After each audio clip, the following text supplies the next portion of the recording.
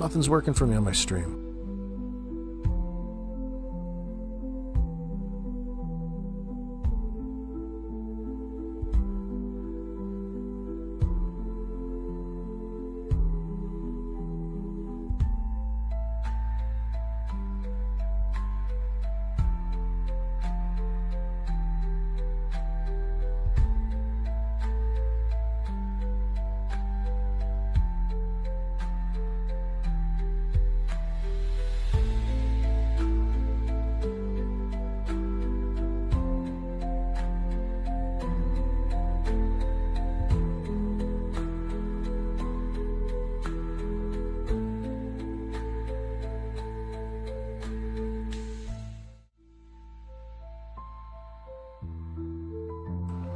Yes, Slim, you like that song? It's supposed to be purposefully dull and boring, so you just can't wait to hear my velvety tones. Oh, I just hit the microphone. What's going on, Amanda Graham?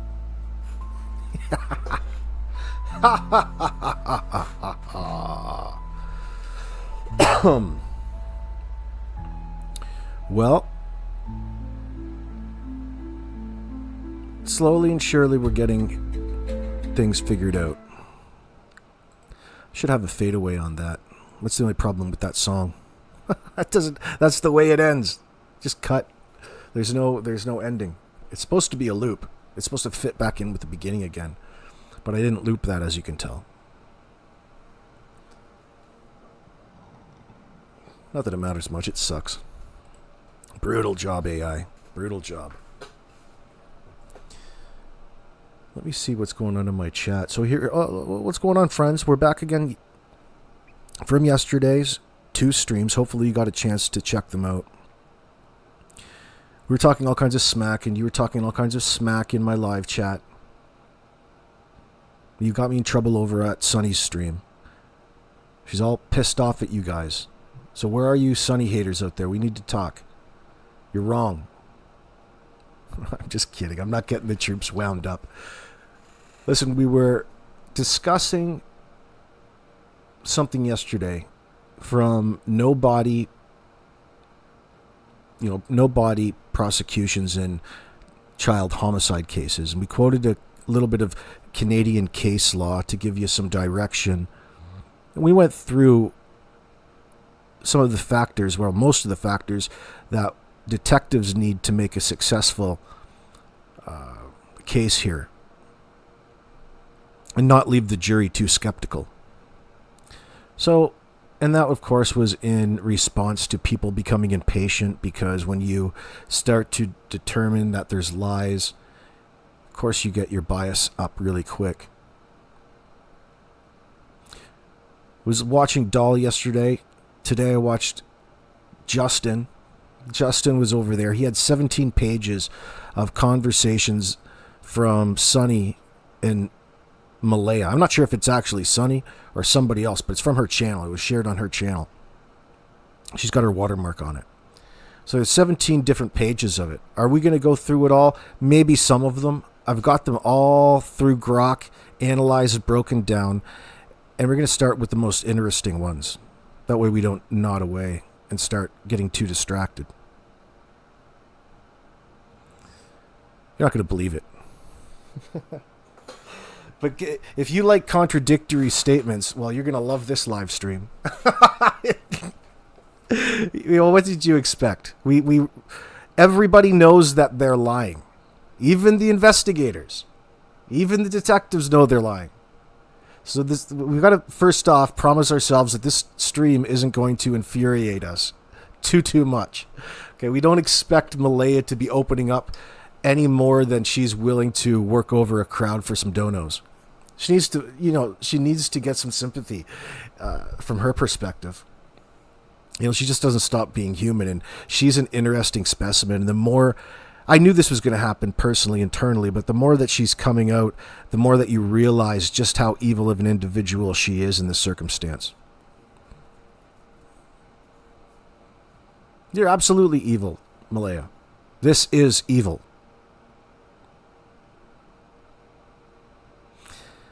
But she's come out with some interesting things just in passing that are worth mentioning nonetheless. I'm trying to think of my favorite off the top. What was my favorite? Oh, this is just my words. There's a statement from Malaya acknowledging that Daniel is out here talking shit, like he's lying essentially, and it's much different. And the reason that he's doing that from Malaya's perspective, and this is when it hit me that how cognizant she is of where that line is that she doesn't want to cross in this circumstance. She was explaining to the person she was talking to through text that it's okay to lie to the media because that's not illegal. I love it. I love it. Oh my God. So that's a little bit of flaunting for the police in that circumstance. That's probably going to piss those detectives off just a tad bit after they get finished with their lunch break. Now, it gets a lot better than that. Let me see here. Getting myself ready.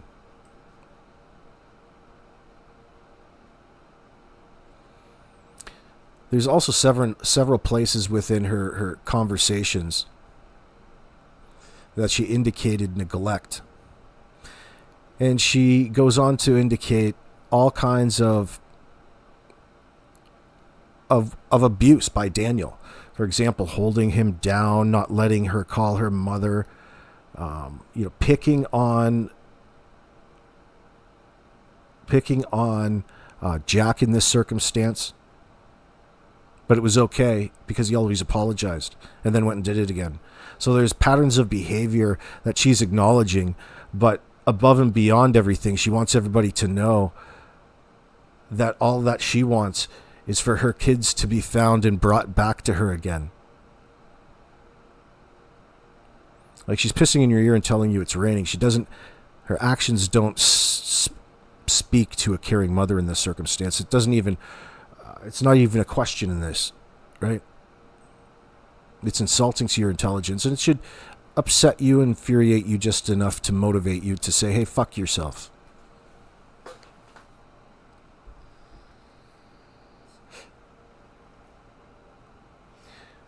Interesting little snippet. She went and put a little bit of blame back onto Janie playing this game with your mind. Don't fall for it. They just love to blame each other in these little circumstances. So from Janie's perspective, she relies and she outwardly says that her alarm and reliant is hearing the kids. Some bizarre verbal cue that really it doesn't mean anything in context of trying to explain yourself away. It's deflection. Okay? Malaya used the same kind of deflection by stating that Janie usually calls her when the kids wander outside in that circumstance. Can you believe that shit? This is that shitty little trailer on Garlock Road. Like, you're so preoccupied within that trailer, your kids just wander from your eyesight just like that. This isn't a big piece of real estate here by any means. So it's another line of bullshit to have people talk about, no doubt. Don't put too much credence to it. Don't spend too much time overthinking that one. It's just she's watching the shit show go on, and oh, by the way, Malaya says that she's disgusted by it. Thank you very much, by the way. Thank you very much, Jumpers. That's very generous of you. Make sure you thank Jumpers, everybody, for everybody that got a membership, man. I really appreciate that. Listen.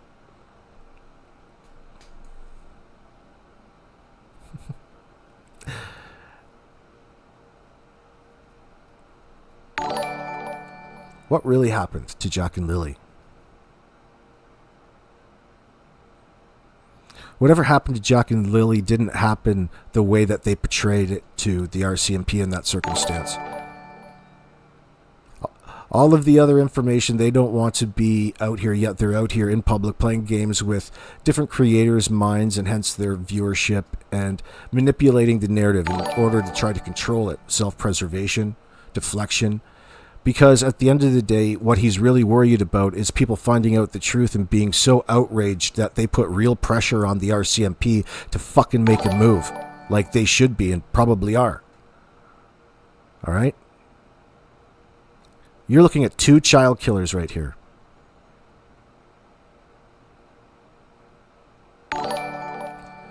Nothing of what Malaya or Daniel has said.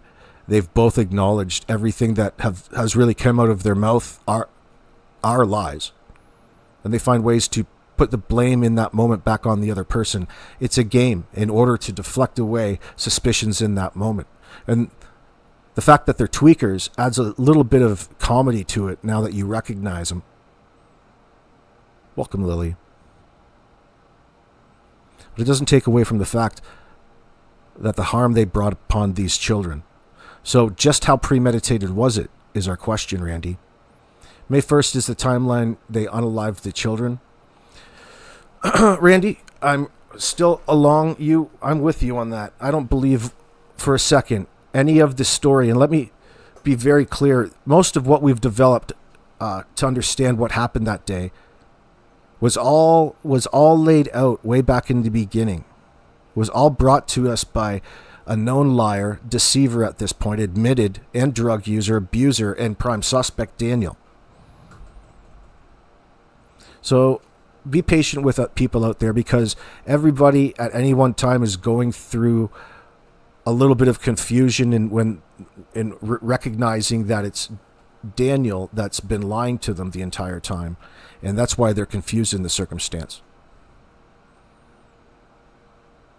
And this is their way of not being accountable, which is, we here are and in this conversation, we're focused primarily on what's making them look even more suspicious, and it's just an ongoing thing. But realistically, look at all the time that consumes in light of what could be being done to find these children. It shows you the desperation on the part of the parents. I got distracted. I apologize. Hold on. Amanda Graham, what are you saying, my friend? Notice how Daniel and Malaya only make appearances on the softer people's channels. You guys crack me up. They steer well clear of AB because he says it how it is. Oh, no. You just know. Listen, there's only one reason to come here to the internet and engage the way that they are. It's the same thing every time. Suspects love to immerse themselves in these cases around the people because at the end of the day, it's just, they're already lying this much. It's just part of carrying on the deceit and the lies. And they're more than welcome and more than willing to accept all kinds of your sympathy money at any one point in time. Anyway, it's just part of what it is in 2025, right? We're all disgusted. Oh, no, Layla.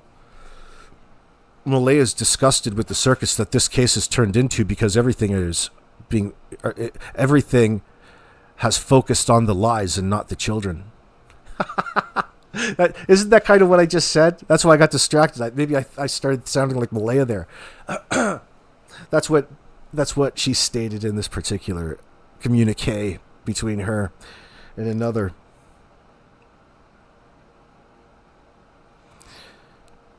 The detectives aren't going to be standing, they're not going to accept her answers when it comes to drifting in and out of sleep when trying to establish a timeline.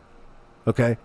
That might be okay for you on your YouTube channel, but at the end of the day, you can't make them speak. You can only have a place to let them lie to you in that circumstance. It makes people frustrated, and of course they lash out and hold it against the people that are engaged in the situation. It's just calamity. What do they call that? Collateral damage in that circumstance. Psychological. What? Deception detective invited and offered to support Daniel if he feels he is innocent. He never contacted him. Well, it's funny. Deception detective. That's funny shit. Well, at least he's not, fundraising for bouncy castles. That cracks me the hell up. We talked about that to no end yesterday, too. Oh, well. Oh, shit.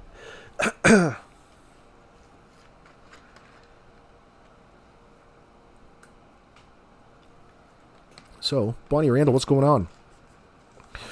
Layla, what are you saying there? Let me see. I got to move things. Layla, spot on, and Daniel Durwood and maybe now Malaya are drunk on their own celebrity.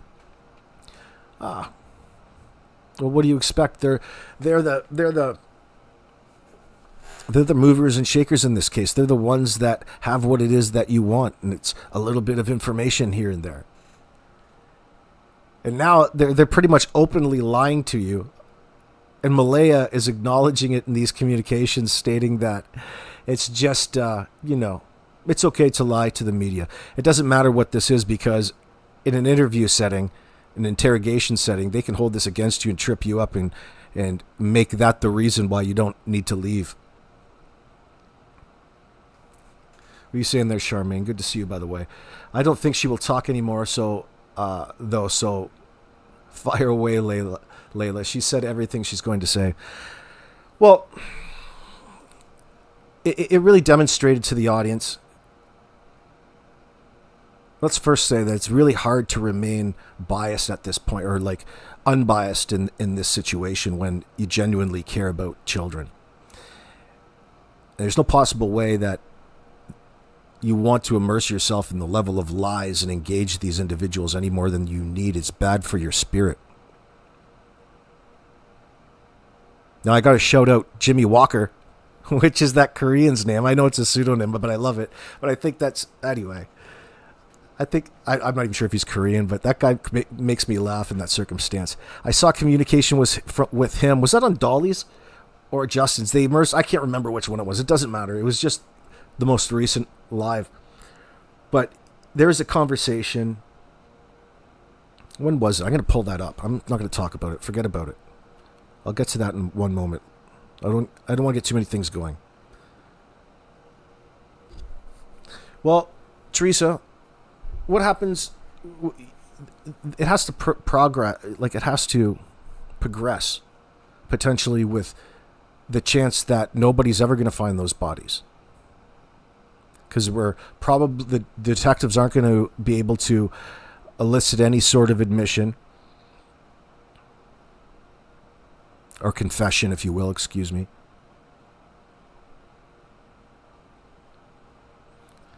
So they have to build their case on circumstantial evidence in that circumstance. So the focus will be then next on convincing a jury in that sense. And the one thing that people have working for them in building that is the need to lie and deceive in light of. You first have to prove that the death occurred, right? And considering how young they are, 4 and 6, and the lack of clothing in May in those weather conditions, independently, it would have been impossible for them to survive. So after they're done with that, they're going to focus on all of the attempts and examples and results of probing and locates onto, pushing their own timeline rather than theirs. They're using their timeline as an example of just how off things are in that sense. Combined with the things that they're saying on social media and the CBC, for example. They think that is helping them in that sense, that's okay and that's not going to work against them. In this circumstance, honey baby, it's going to fucking work against you. So you acknowledging it was a signal that you knew and you knew exactly what you were doing and how you're speaking and where that line is that you don't want to cross within the context of the law, that is.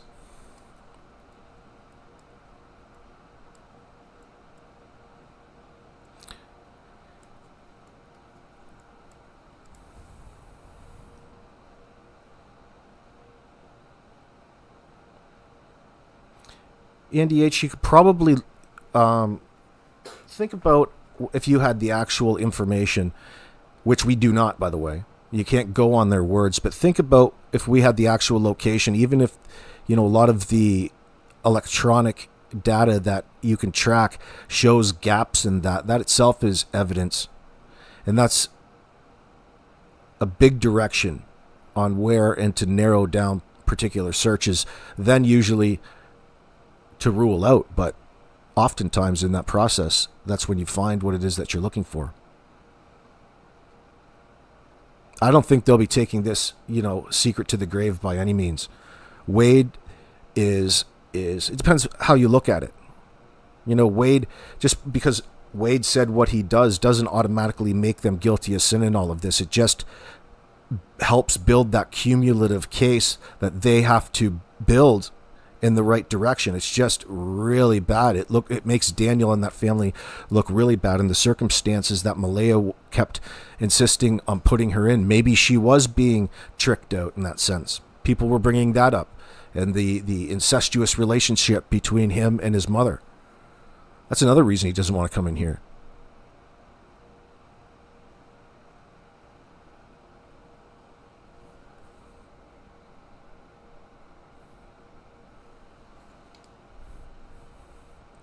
Let me see here. Let me switch things over, my friends. Oh my God, I got caught. Got caught watching. I got caught watching Justin. Oh my God. Oh my God. How did that get on there? That's where I was pulling some of this from. Just a second, though. I want to read you this. That's not the right one. Which camera angle? Got all these crazy cams going on here. There we are. Let me see.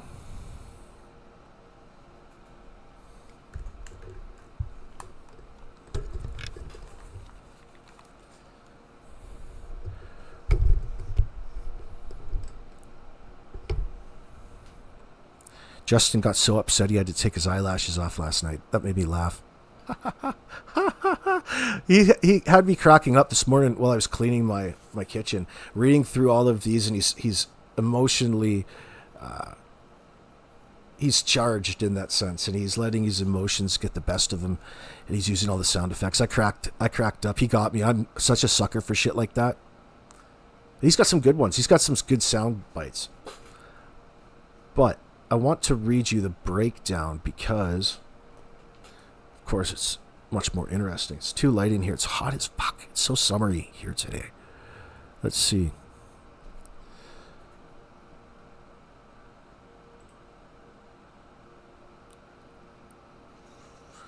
So I first went looking for the statements Malaya said last night, the key ones. That brought me, I think I was over at, Sonny's live stream. I went and took that transcript.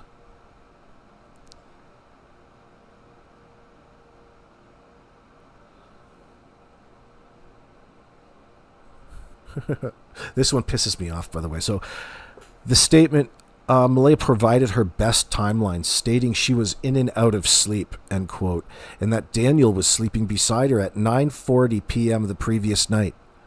She set an alarm for 6:15 and called the kids' school to report them absent, with Daniel still sleeping beside her, all snug as a bug in the bed. What the hell? Does anybody believe that? I don't think so.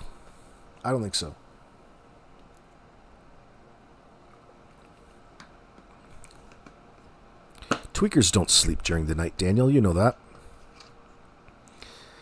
The statement addresses the critical morning when Jack and Lily went missing. Malaya's account suggests she was in the trailer with Daniel, asleep or semi-asleep.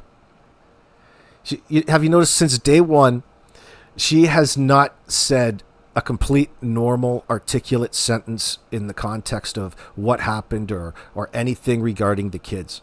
This is a pattern of behavior. So don't expect it to make sense, okay?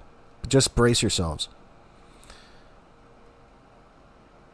She immediately contradicts herself every step of the way. That's seems to be, at this point, more by design than anything else, which doesn't require overthinking, because the only thing that you need to hide is the fact that you're culpable in the murder and cover-up of your children. And that's blatantly obvious in this circumstance. I'll be perfectly honest in my feelings about this. About it being allegedly. Just for the sake of not thinking I'm above anybody else by not saying allegedly. I feel very strongly. Oh, shit. Allegedly. That's for the police to worry about. Which aligns, let me see, it goes on to say, yeah, so she's talking about being partially asleep, in sleep. She's just nodding in and out. Think about the lifestyle. Oh, it must be nice, right? Sleeping in like that all during the morning. Oh, what a fantastic morning just to have a lay-in. Oh, the kids just get out. Oh my God, the kids got out and they got by Janie, because usually Janie calls me, from the backyard and lets me know that the kids have wandered outside and I better go rescue them. So there's her indicating her neglect right there. And that's a bit of a breadcrumb. Really, it's a breadcrumb for you. But meaning that it's a lot easier for her to deal with that. You knowing that as a distraction and thinking that's all that you need to know about it. Thinking that you got something out of this rather than know the truth. Using a bit of a truth to defend against the concealment.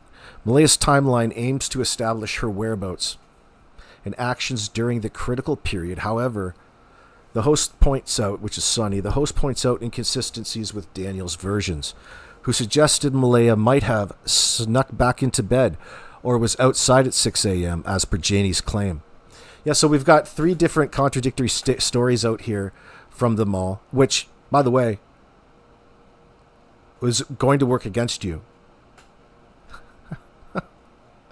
But is it going to be enough to make the jury skeptical? Listen, those jurors are going to want to know what happened to those kids. And you haven't said one thing that made sense in this entire scenario. They know that. Like, they can't stop. They have to defend like that. There is no logics behind it, right? Oh, shit. So Malaya's claim that she was asleep and then called the school at 6:15 a.m. suggests she was not actively monitoring the children. Yeah, she brought that up, which raises a question about supervision.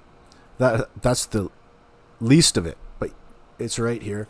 The host expresses skepticism about the plausibility of the children's disappearing in such a short window. Exactly. The fact that now, in the long run, that's going to work against them because it doesn't make sense, does it? Their emphasis that they're presenting in a story that doesn't have any context and they don't want to talk in detail about, but yet they know that Jackie and Lily disappeared between this fucking window is going to hurt them. Because then it becomes a focal point to build their case around. Okay, then if this is so, then let's bring in this particular piece of evidence or this witness. But anyway, I'm talking in the context of a no body scenario, like we are presuming we're going to be in here now. Let me see what this says. The statement, the second one, the relationship dynamics with Daniel. The fact that, so the case that they're going to present is also going to talk about all of the abuse, the suspected and the admitted. You can't have it both ways. She just doesn't recognize being in it, how bad it looks in a circumstance like this. Not saying that it's just something that happened and it's not really as bad as it seems. No, it's as bad as it seems. She just is in denial. It might be real, it might be manufactured. Like, obviously there's a problem. Obviously there's a problem back as early as pre-December, back into the fall of last year, leading up to you getting that U-Haul that day and calling it off just the day before. It's just like you, Malaya. That's disgusting. 100 bags of dirty diapers in the basement. Probably Daniel's got to be your drug dealer in that sense. That's what I feel.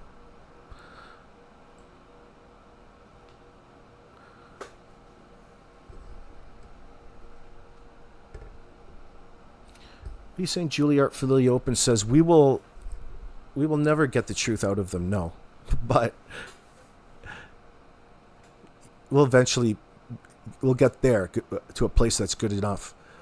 But I feel the Thursday from 4 p.m. to 6:15 a.m. is the timeline we need. Oh yeah, right.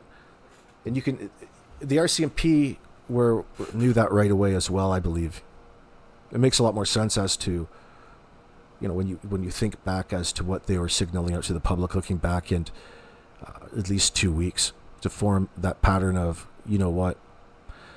Oh my God! Don't forget the alarm went off at 6:15, Randy. And she near checked her children. She almost checked her kids. I believe they weren't even there May 1st. It's a strong possibility. There's no reason that we need to believe them there. They're out there thinking that this is good enough. We're just so consumed with this bullshit fucking story and comparing information that any one of these 4 fucking losers, these liars, proven liars at this point, bounce off one another about the other person. That's the safest bet from their perspective as to not getting themselves, too exposed. They're just straight up. This is like, it's a different tactic anyway.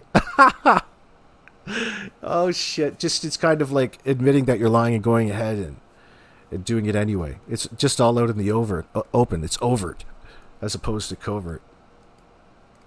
They're just trying to convince you that it's them helping. Right. The minute Malaya... Hold on there, Karen. The minute Malaya put her Facebook status as single, Daniel turned on her to social media. She has a junior high mentality, just like her friend Cheryl verbally abusing Belinda. Yeah, by the way, Malaya, fuck you and Cheryl. How dare you talk like that to Belinda in this circumstance, especially over a place like Facebook. Yeah, you're probably right, Karen. I agree with you. You are right in that sense, not probably. I don't know about Malaya encouraging all of that. She needs all the simps around her right now as humanly possible. Where are your kids, Malaya?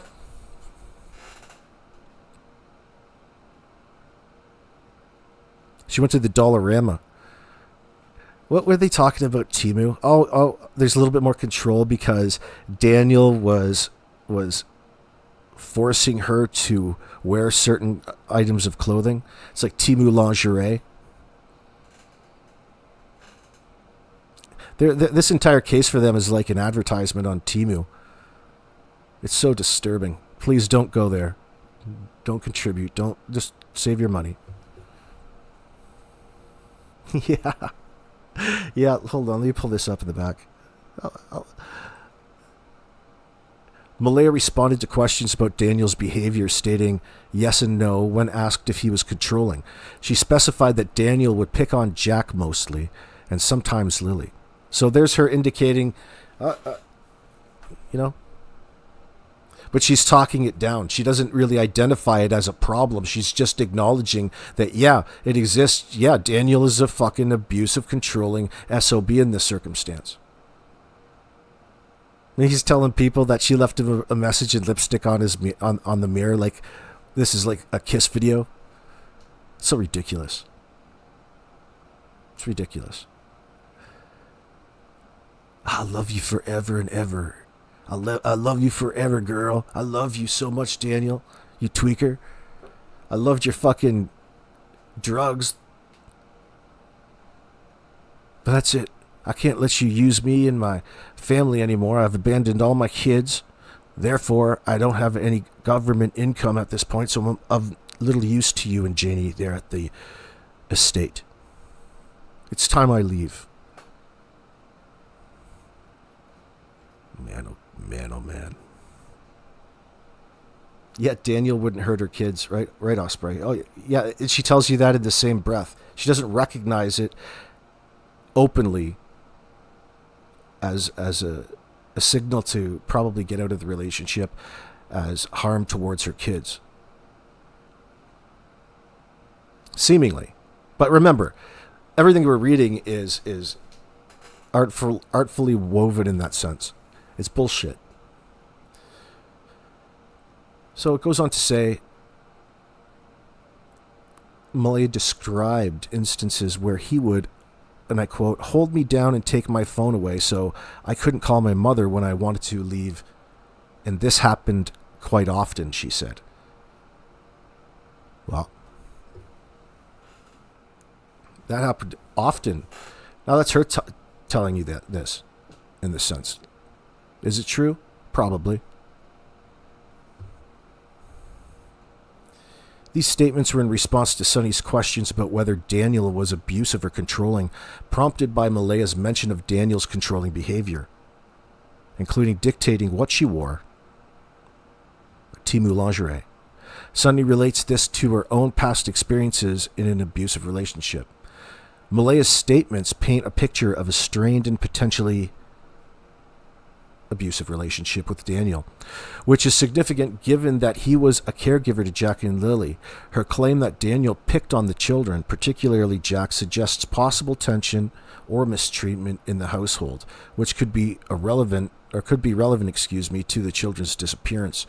Absolutely it is, if it indicates a dysfunctional environment. Dysfunctional environment? What does that mean? Daniel, would you consider that trailer to be a dysfunctional environment?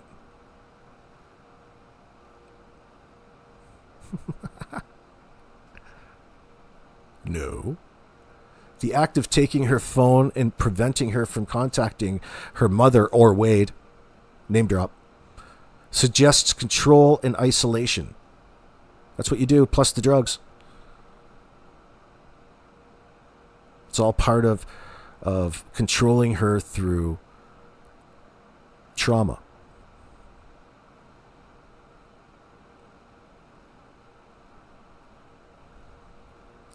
The act of taking her phone and preventing her from contacting her mother suggests control and isolation, which could have impacted her ability to act independently or seek help.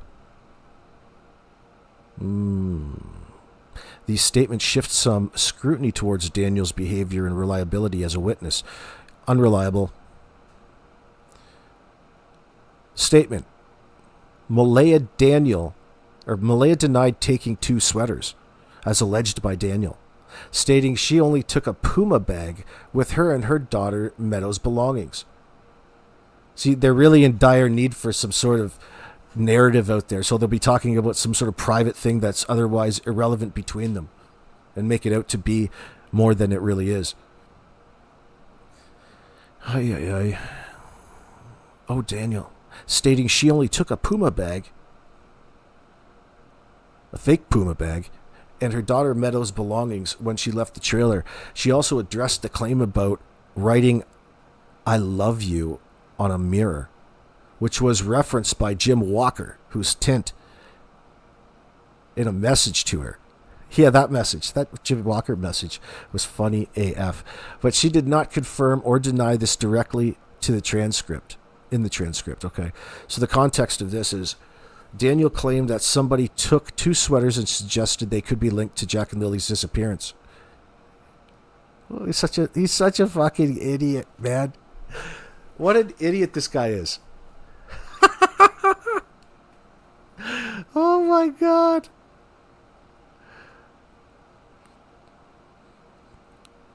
This guy. So, implying that this is implying Malaya's involvement. Jim Walker's message to Malaya references this, suggesting she took the sweaters and wrote on the mirror, "Oh yeah, see ya, girlfriend." But Malaya refutes this and refutes taking any of Daniel's items. The host questions the plausibility of Daniel's claims, noting they seem like deflections. Check. Malaya's denial of taking the sweaters counters Daniel's narrative publicly, which the hosts view as suspicious, that's Sonny, and potentially fabricated to deflect blame. The "I love you" message on the mirror. Oh, puke. Oh, god damn. Oh, god. It's a hard one to get over. That's so stupid, Daniel. Is that what your mom fucking does for you? Does Janie come in there and write "I love you" in lipstick on the mirror for you? That's sweet. Which the hosts view as suspicious and potentially fabricated to deflect blame. The "I love you" message on the mirror, if true, could indicate an emotional act tied to her departure from the relationship. Don't worry, it's bullshit. As Sonny speculates, it's something a chick would do in a controlling relationship. However, Malaya's lack of direct response to this mirror writing leaves ambiguity, I'd say. Like the rest of the story, the exchange highlights the conflicting narratives of Daniel's attempts to portray Malaya as culpable, which Malaya refutes by clarifying what she took. These are the little things that they brought up, and they're forcing us to dissect. But it's part of the job, isn't it? Focus on finding her children. Oh, God, make me puke. Malaya expressed, "I really want people to start focusing on helping find my babies and not focusing on all of the lies." Now, there's a great one to break down. "My babies are out there and I need to find them." But you don't seem to be looking very hard, sweetheart. Stop fucking bullshitting. What a liar. What a disgraceful mother and individual that you are, you sick bitch. Okay? How's that for looking for your kids for you? I got a better idea. Why don't you get back down there, down to the RCMP's headquarters, bring them a bunch of fucking double-doubles, 24 donuts, and you sit down and you ask if you can smoke some cigarettes, and you guys have a bit of a talk.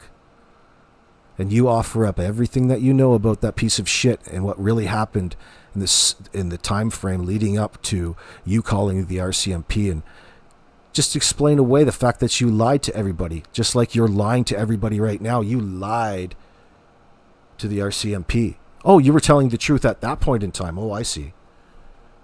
It doesn't work like that there, sweet tits.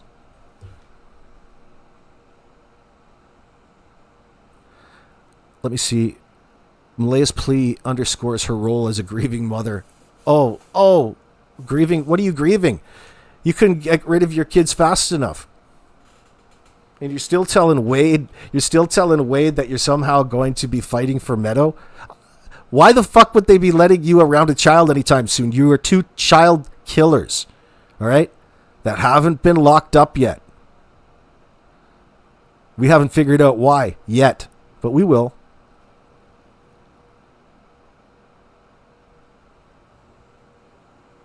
This is the worst kind.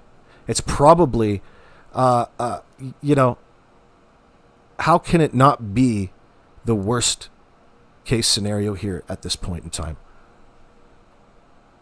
Not 1 ounce of truth from these individuals have come out their mouth at any point in time, let alone any concern towards Jack and Lily. Not even an accurate description of what it was that they were wearing. The RCMP are aware of what it is that they don't know in this circumstance. It's frustrating that I don't know what it is that they don't know. That's all. They have it figured out. I'm not worried at this point, Amanda Graham, especially considering how blatantly obvious all the circumstantial evidence is here.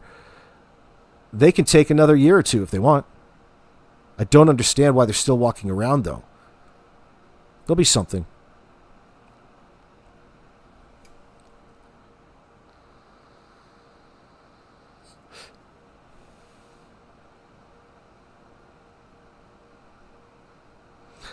Lori McNutt says, "I like that I found out Daniel was doing the rugs the day before I had Meadow." Yeah. Yeah.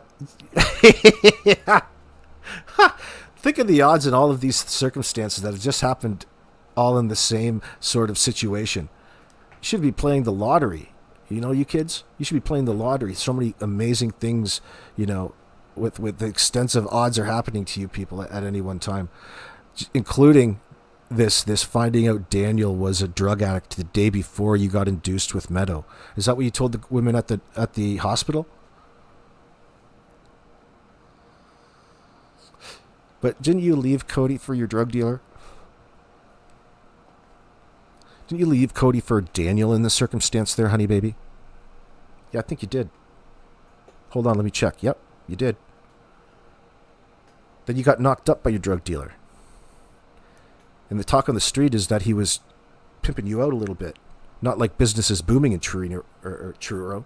This is Truro, Nova Scotia. It's not Manhattan by any means. So, if you can at least get 3 or 4 tricks in a week from a bunch of old dudes that maybe you could turn into ripping off, that's what you guys were probably more into in that sense, I would expect, over Craigslist. Craigslist, Temu, Craigslist.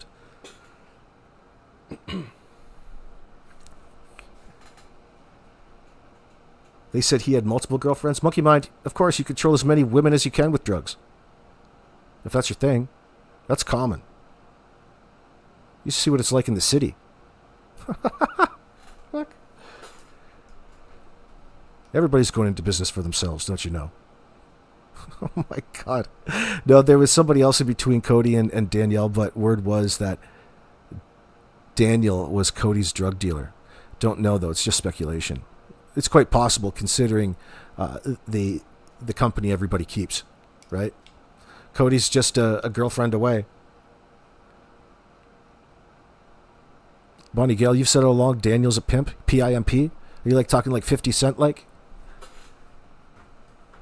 Yeah, is he hip-hop? Oh, shit. I told you he was a pimp. Damn. They're all talking about Daniel behind his back. He should start a rap career, a gangster rap career now. Yeah, there's enough people in Truro, Randy. You could find a bunch of people in Truro.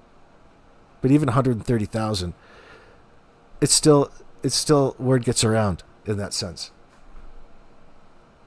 Just the right size. He's not as smart as 50 Cent? Are you sure, Bonnie? If Daniel was a PIMP, he wasn't that good, in your opinion. Well, hell, no, he's not that good, not at all. He's too consumed in his drugs. He's an addict, right? So they're even throwing us that bone. They're even acknowledging the fact that they've had drug problems, do have drug problems. Now they're splitting it down like addicts do to the exact time of day within the recent time and how it doesn't have anything to do with the kids going missing. No. Your point, no, it does. And he just admitted to it. It's too late to split hairs. That's all you needed to know.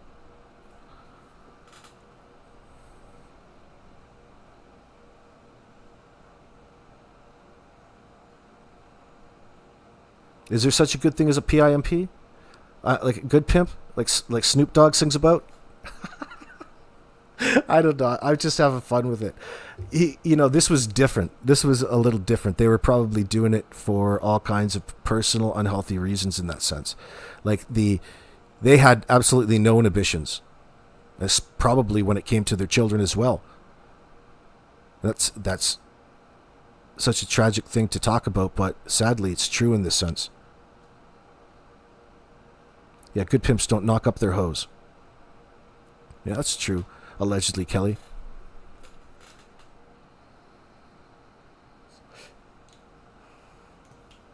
Who's this? Karen, don't sell us that you're the victim, Malaya.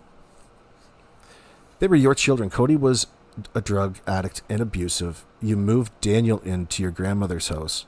You know who to manipulate. Oh, yeah, she's a manipulator. Listen, she has drugs. If you have drugs in your lifestyle, everybody recognizes that just comes along with doing it. And the denial, and it's just natural after a while in that sense. Don't worry, Malaya. We don't expect you to tell the truth, Dove. Heaven's sakes.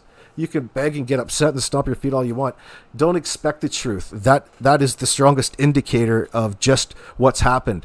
Therefore, that leaves you wide open to speculate, which I just happen to love. I know you guys do. Hey, Nanya, good to see you. You're saying Daniel is obviously a control freak? He's a freak for sure. Been out here steering the stories. Oh, yeah, absolutely. That could be for all kinds of different reasons. It doesn't make him any less suspicious or necessarily isn't the prime focus or the key piece of evidence that makes it look like he's done this or that. He knows this. They know that. But they still have a real poor understanding of the game that they're playing. They're not even good at it. You don't necessarily have to be. You just have to participate in it, and then all of a sudden you turn and you play victim and claim all of these weirdos are coming at you with the craziest stories on social media. No. They just figured you out based off of the information that you've delivered to them. You know, it's a constant game, and in this circumstance, it's purely to establish some plausible deniability for when Daniel gets locked up in prison and doesn't get immediately unalived, as what's probably going to happen. These are crimes against children in that sense. And the more that you uncover in the circumstance and understand the reality behind it, the more indicators that we're going to find of SA by way of Daniel. That's my sneaking suspicion, and I'm saying that right now just so I can say in a couple months, in a few months, do you remember when I said that? So I'm putting that out there. Those answers Malaya gave on IACS, not crime and shame, yes, are bogus. The chief was sitting there answering them. The chief. Monkey Mind, who do you mean the chief? You mean the chief that she was with, that she's staying with, you mean? From the res she's staying at? Perhaps. It's probably also her lawyer in that sense. Remember, she answers through her lawyer?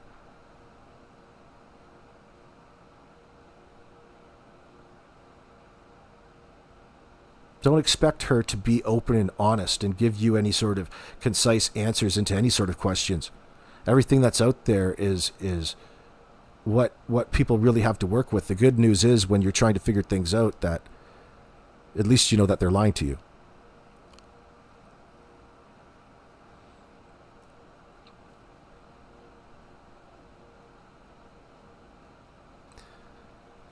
They just want to engage long enough to know where the gullible individuals are that believe anything that they tell them in that moment.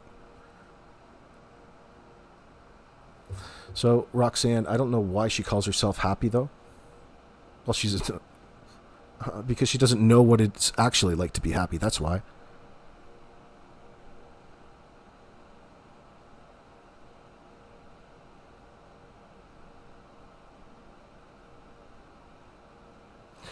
Malaya bolted so quick, you're saying, Randy? Absolutely. But I think Janie was chasing people out of there. I like that Janie got physical. Man, oh man, that shows she's really tied to this somehow. Why so protective of Daniel? In your incestuous relationship, are you afraid that it's going to get out that you guys knock boots? That you guys share a bed most nights? Darn it, I'm always in the middle of doing something and miss the start of your live. Don't worry about it. You're here now.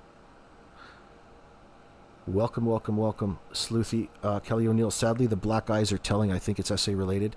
Strong possibility, Kelly. Like, it seemed to be probably a consistent thing with them. And it's so even across the board. Like, it's probably... Like, I mean, it could be physical, but it's a strong possibility.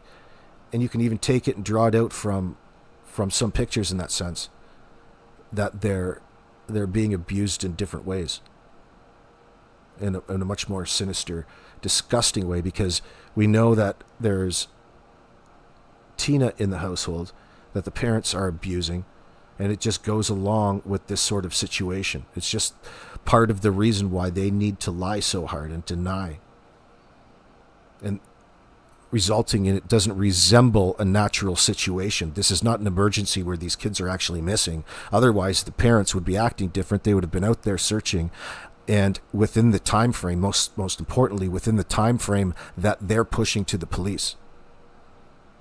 They don't really want to focus anything around that or question anything other than what they've already said on it. But don't expect them to, especially in public.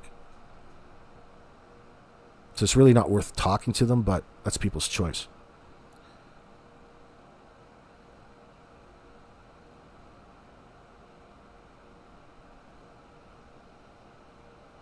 How do you know he's not sleeping with Janie? That's what people are talking about in here.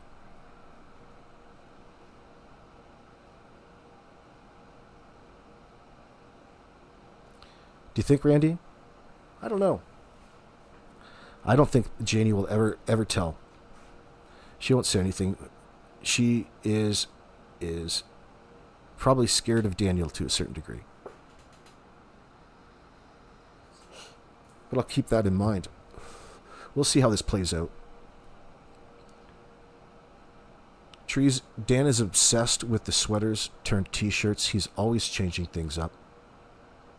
What about bigger issue, Daniel? The children, the kids.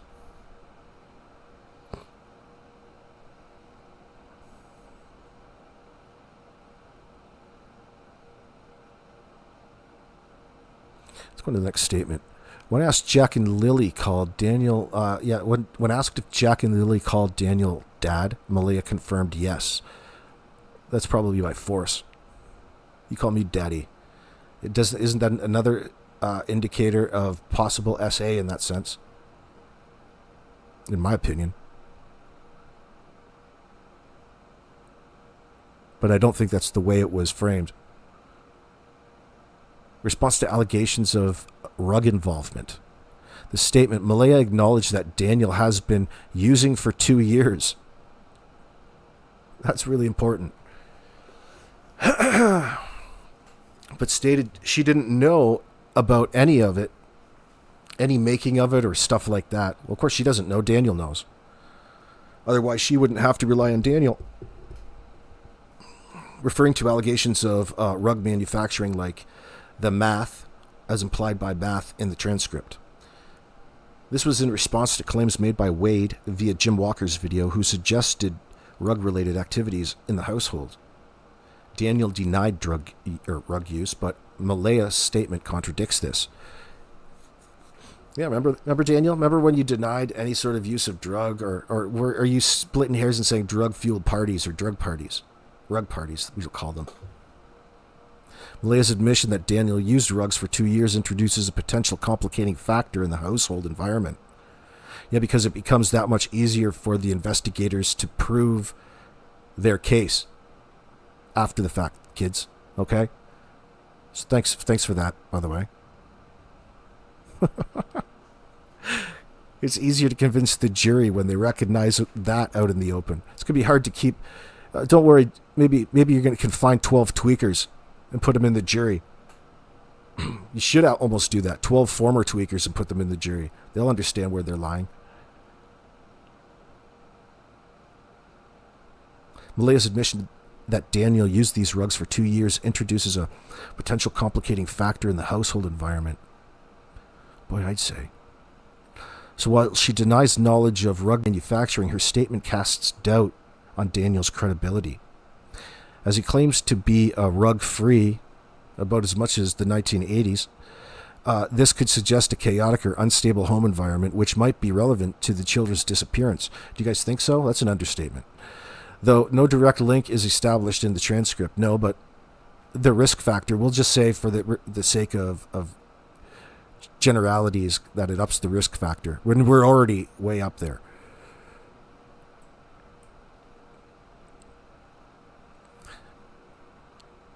So Malaya's timeline. Malaya's asleep at 9:40 p.m., alarm at 6:15 a.m., calling the school, aims to establish her presence in the trailer and lack of direct involvement in the children's disappearance during a critical window.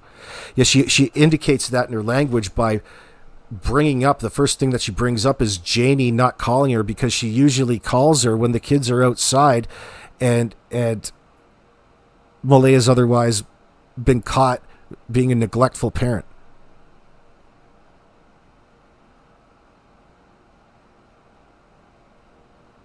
Like, that's going to be a problem. I can see it already. Well, it just doesn't make sense. That's an unacceptable answer. That's a lie. Wrong. So, however, the hosts note discrepancies with Daniel's and Janie's accounts, particularly Janie's claim of seeing Malaya outside at 6 a.m., good call, and Daniel's shifting stories about whether Malaya was on the phone or asked to call 911. Malaya's account suggests she was not actively supervising the children, which aligns with the possibility they wandered off, but conflicts with the tight timeline, which is less than 20 minutes for their disappearance. Yeah, so this is going to be big. The fact that the parents want to convince everybody that it happened within a 20-minute timeline, it doesn't leave them much room, much grace or correction factor to work with there. That's going to work against them, because it's going to be the baseline in which they build the case around.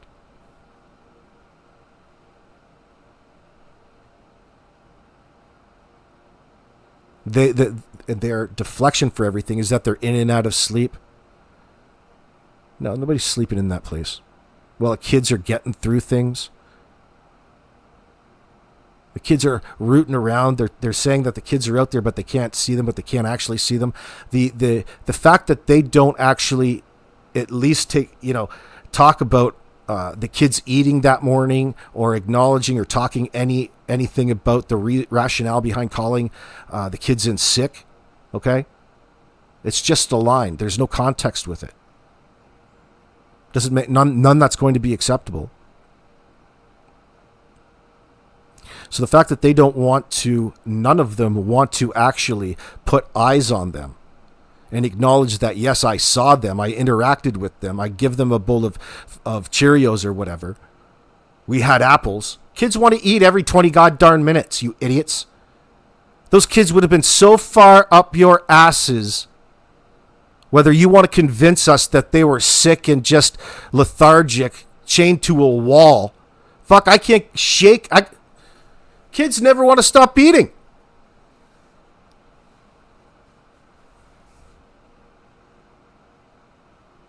No mention of food at all. Just that they were drifting in and out of sleep. I don't know where they're pulling all that breast milk from. Maybe you're milking the cats or something and feeding Meadow.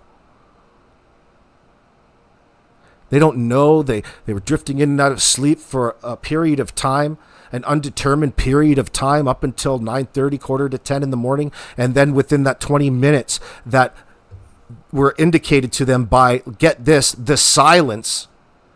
Holy shit, listen. Exactly, the silence. Are you guys triggered? Didn't think so. When was the last time you were triggered by absolute silence? Never happens. When you hear somebody use that as an excuse, it's a fucking lie. A diversion. That's an absolute bogus thing to try to convince people of, and that's a commonality among them. As soon as we recognize it was silent, that's when we actually bolted up and moved. They didn't move the entire morning that they want us to say that that their eyewitness was simply thinking that they heard them based off of some other actions of some other person or lack thereof, and otherwise indirect answer. They don't want to answer because they didn't interact with the kids that fucking morning. Fucking kids, pardon me. They didn't interact with the children that morning. That's what is the most likely in this circumstance. All while giving you this story that never seems to effing end or change, in hopes that you somehow fill in the blanks and grasp it, and they'll acknowledge you when you're probably right, because after all, who actually really knows, right? They were drifting in and out of sleep, partial sleep, this sleep, that sleep. That's such bullshit. Bullshit. Do you know the first thing that you do to keep kids quiet, even if you were lazy parents that morning? At least the lazy parent would have gotten up and got the kids something to eat to keep them occupied, whether you go back to bed and sleep, rather than have them do whatever their parents of the year.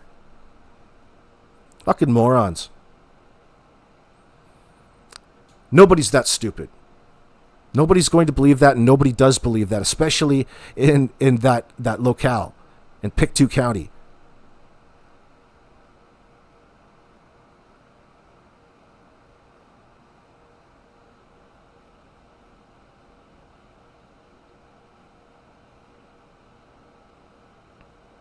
I'm a memes fan. I mean, you're making a point. I appreciate it, but you know, when you think about it, all of the brain power that you put into these things are planted conversation pieces brought to you by the suspects in this situation. So it should really be an indication of really the opposite, like the Kramer effect. But, or kicked out dad of bed to make breakfast or put the kids to bed with you. Well, everybody has their different routines, but what it is that you don't do, that's even in a household like that, you guys are all very patient that morning, really, to have the kids, and you're not quite sure. Did her head pop in? You saw Lily that morning and then popped in and came in, and as little contact as possible. The fact that their narrative changes constantly from this and that only suggests that you can't believe anything that they have to say. And the reasoning that you're there in that place in the first place is because they're covering up and they're basically lying about the whole thing.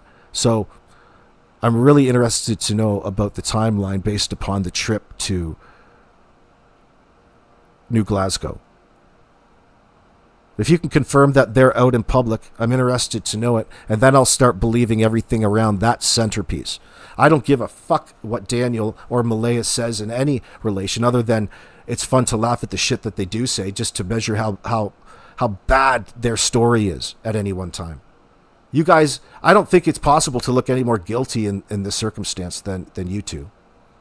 And again, it looks that way because you're getting lied to by rug addicts. And that's what is similar. The just lack of rationale in that situation, but the story that they want you to buy is just blatant nonsense. And they're trying to play that game, right? People feeling sorry for Malaya and suggesting she has postpartum is coddling. Yeah, well, that's Daniel suggesting that. Postpartum? No. Malaya has a long history, and that's going to be relevant in court, especially during sentencing. Malaya has community and decided to stay. He paid the price with their lives. Well, I'm all for finding out what happened first before I cast judgment or decide on that. But it's just a matter of how much. After we know what happened to the kids, or better understand what happened to the kids, by the looks of it, 50-50 in that sense.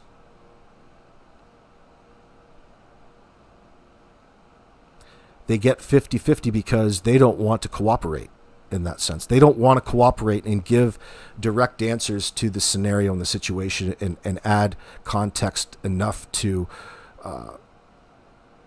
which is a behavior that an innocent person would indicate in an interview situation, right? You should be able to do as much as possible, and he's certainly not being as cooperative as he's trying to make it look in that sense. No possible way he can be.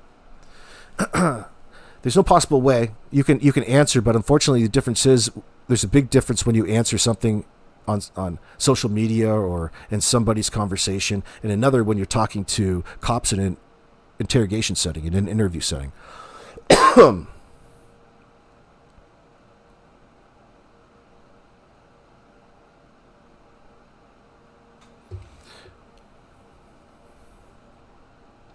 I'll be nice, Osprey.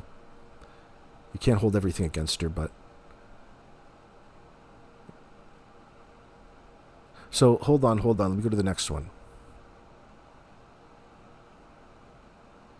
Let's skip ahead to this particular conversation. Go into Justin's. And Malaya's statements quoted with timestamps. I love this one. So the statement on public speculation and blocking Belinda shows you the type of individual old Malaya is. The quotation is, "I'm aware of the blank show, presumably shit show. I just want to say how completely disgusted I am." Malaya's completely disgusted. Well, with what in particular, sweetheart? With what? Fuck, wait till... We haven't even started yet. Oh, it's just so crazy. It's a circus. Well, why do you think that is? What exactly makes it a circus at this point? It's not even really that bad. It depends on what side you are, though. I mean, if it's them, it's not going so well. Nobody's believing you. Isn't it a little bizarre, especially for the people who like to surround themselves with the suspects at this point in time in the circumstance? It's got to be a little hot under the collar. It's got to be a little difficult to be them. Good. Give your head a shake. The public need to be outraged about this in order for the RCMP to be that much more motivated to get this done in a timely fashion, to move on things.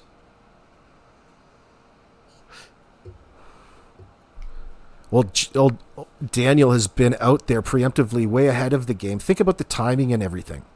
Ain't nobody was at any one time was really not necessarily accusing him of anything, and he's already out there claiming how he didn't kill anybody, using these particular words, bringing the conversation there, blaming everything publicly in front of the CBC on Malaya. In that sense, think about what that does. That just makes those detectives that much more suspicious at that point in time. But they're way ahead of the game. You got to trust that. Just because they're lying, like, just a reminder, just because we're pointing out all of these lies doesn't necessarily mean they can take that and use that and lock them up on that solely. It's a combination of, well, first of all, it's never-ending lies. In this circumstance, there's an exception because of just the conversations going on and the admissions over public statements that do matter and have mattered historically in these cases before. All right? It's another piece of that cumulative evidence that's going to, in a situation, convince those 12 jurors not to be skeptical because, of course, we're expecting not to have a body.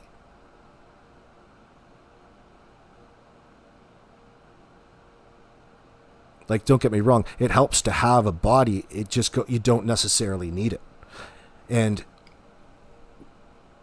it's just a matter of time in this circumstance. It's not like everybody's out there and supportive of the parents and recognizing how great and wonderful and contributing members to society they are.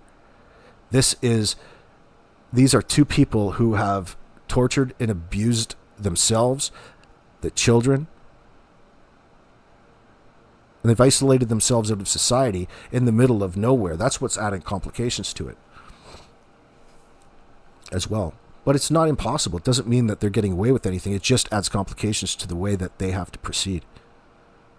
It's still beyond me knowing. It's that feeling that you know that these are child killers right here. And there's a certain sense in your mind of helplessness because you can't believe that the RCMP haven't cuffed them yet, right? It's these parts of psychology of these situations that you need to be able to control. And this is what makes it so endearing but dangerous and toxic as well. And this is what divides individuals.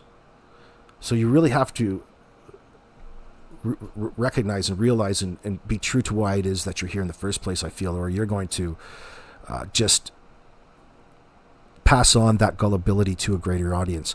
And in this situation, I got to say, even in the people that historically I've been skeptical as a creator about, it's good to see that they're at least calling out the right things in this circumstance, and I'm appreciative of that. It's at least, a little bit of humanity and hope in an otherwise scenario that's a circus brought to you by Daniel and Malaya, not the creators, not the people who converse or talk about the scenario. Guys, please don't focus on the lies. Well, if you're going to indicate, Malaya, what exactly the lies are, madam, then you can tell us exactly what the truth is as well. And it's certainly not the story that you want us to believe and find acceptable for the situation of the 20 minutes that the kids just happen to get out of your sight. Listen, you could probably leave your kids out of sight for 20 minutes and they'll still be fine in that sense. 20 minutes, honey baby, isn't going to be far enough for two children to walk off, never to be seen again. That's working against you. You didn't quite figure this out.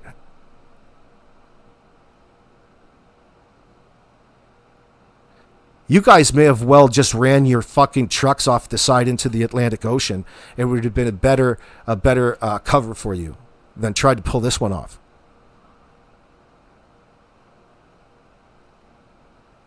Malaya says she's aware of the shit show. I just want to say how completely disgusted I am. In your own actions, I would expect. Disgusted with your own actions and ashamed. It's an unfinished statement. Context. Justin reads a message from Malaya introduced as coming from her in response to Belinda, which is the children's grandmother, paternal. So this was coming from her in response to Belinda contacting her. So she's not really happy with Belinda over exposing her conning scam artist ways as recently as 48 hours ago. Or a little thereabouts. But it was exposed in the last couple of days.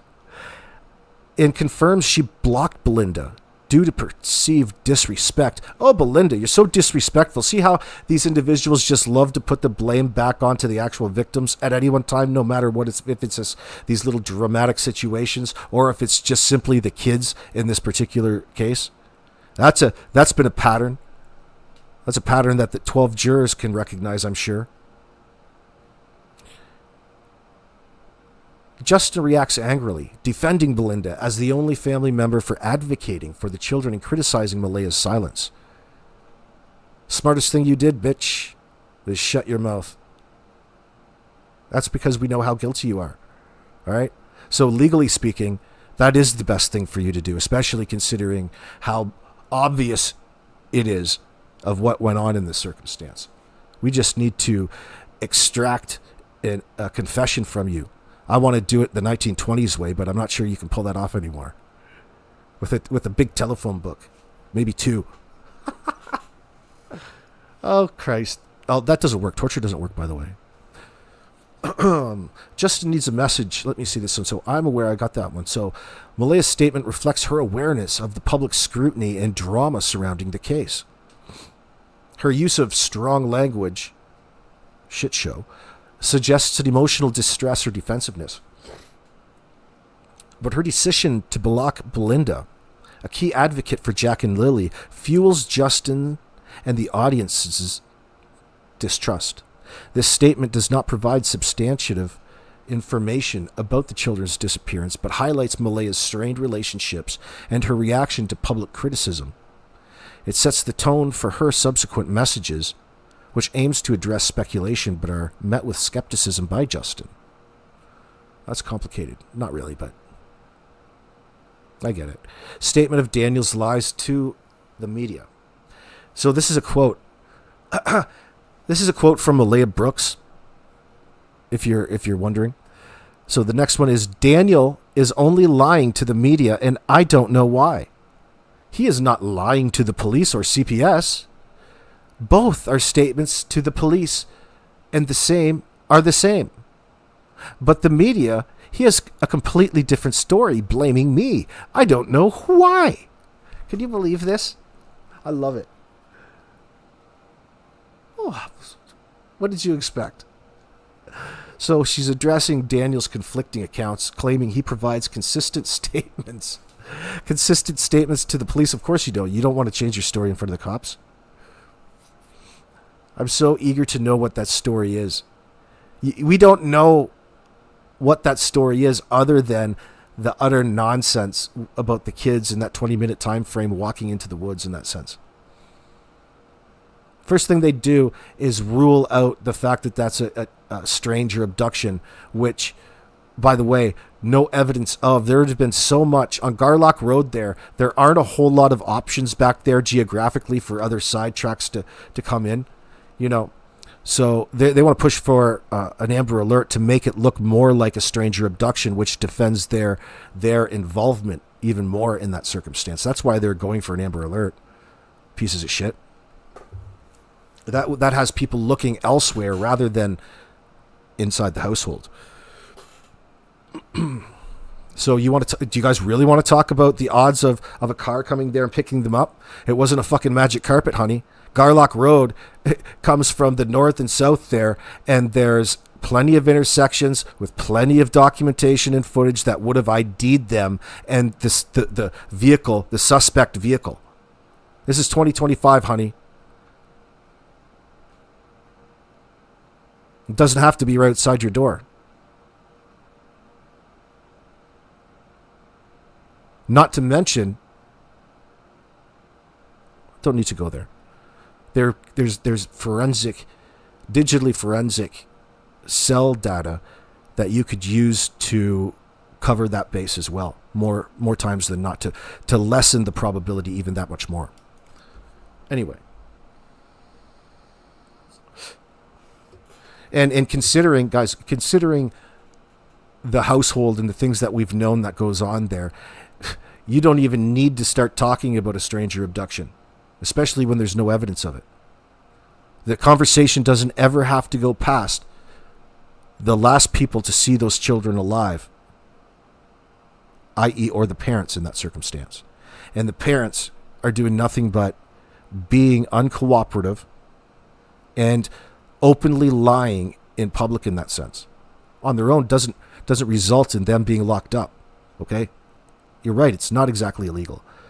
But the cumulative effect just grew exponentially in the case building against them, which is kind of what has to happen if you're ever in a situation like this, because really, it's not what I'm trying to get you to not give up in finding justice for these kids at this point in time. It has to progress in its own fashion until there's enough to satisfy everything that qualifies whatever they want to do, meaning the Crown prosecutor and the investigators, which shouldn't be too much. And believe me, they've got to be working on that right now. Not even going to entertain the fact that they're not. That's not even worth considering. Yes, they are. That's their job.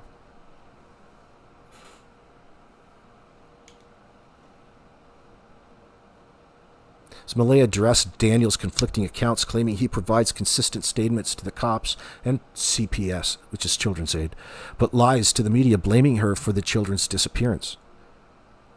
Justin emphasized that he predicted Daniel's duplicity, noting that the police will not publicly call out lies, but will act when ready. Absolutely. He questions Malaya's silence despite Daniel's accusations. The statement is significant because it directly addresses the timeline discrepancies that have fueled speculation. Malaya's claim that Daniel's police and CAS statements align with hers suggests they initially presented a unified account. Oh, there'll be slight deviations and differences in that sense that stand out to them, I bet. But his media statements, his media statements deviate, especially the ones to the CBC. I wonder how much. Implicating her. This could indicate Daniel's attempt to deflect blame publicly while maintaining a consistent legal narrative.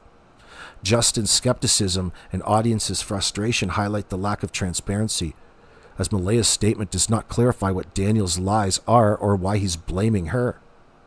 It shifts scrutiny towards Daniel's credibility but leaves Malaya's role ambiguous. Quote, I am hurt in a way that no one can understand. I want my children back home to me. That's a quote from Malaya. Are you guys upset with? Are you guys pissed off with that? I am. I don't like that one. You're hurt in a way that nobody can understand. Right. Right. Oh my God! I feel so bad for you. Good to see you, Lindy. Belinda said that the cops told her it was now okay for a private search to go on. Thanks a lot, Donna. That's great. So, in other words, it's okay to grab all of your equipment and go get some TikTok shots, dancing and twerking in front of Daniel's place, please. Putting pressure, signs, protests, megaphones. Go put pressure on the RCMP. Let them know what exactly is that you demand from this case. You refuse to accept any more of the deception by way of the parents in a public setting.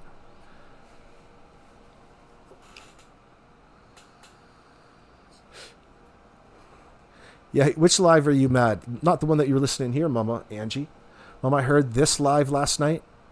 Oh, been mad ever since. Are you talking about Justin? I get what you're saying. Yeah, I was watching it this morning. I couldn't stop watching it. I don't know if it was for. I just like to see Justin's reactions to this were just as good as the statements. I don't react like he reacts.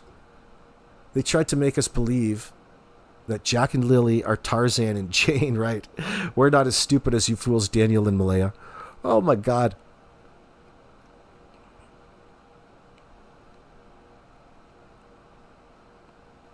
So I'd be curious to know what the RCMP suspect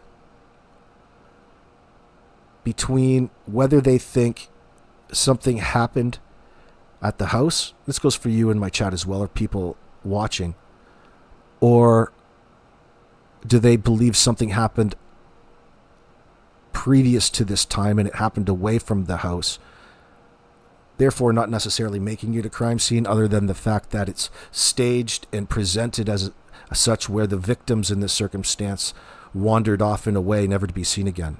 Disappearing kids. They would have ruled out for themselves their own investigation, not necessarily public, but indicators for early on. The first things that they would have looked for would be a vehicle that came and picked those kids up at that point in time. Canvassed for people's dash cams, cloud cams, doorbell cams, all around Garlock Road, within miles and miles and miles.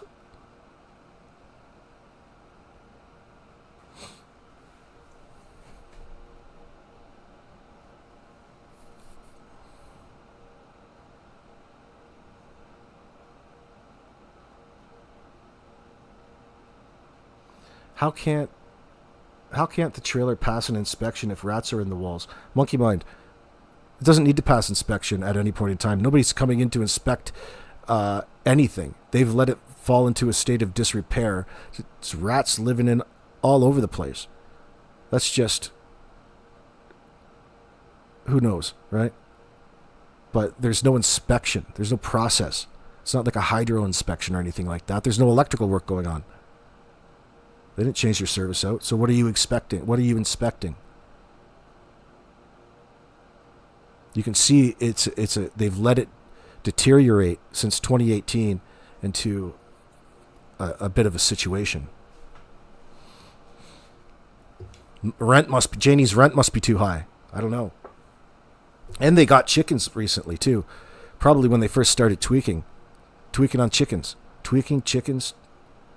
Brilliant. All we need to eat, we could survive off eggs alone. Look at my chicken feed. Some scratch. Tint's from London, Ontario? That's where I'm from, for fuck's sakes. I'm going to have to collab with Tint. Oh, that's funny. He went all the way out there. Well, at least I know who to drive with. Tint and I will be going out when this trial starts. Absolutely. Tint's from London? That's great. That's fabulous. He's another neighbor. That's great. I get a kick out of that.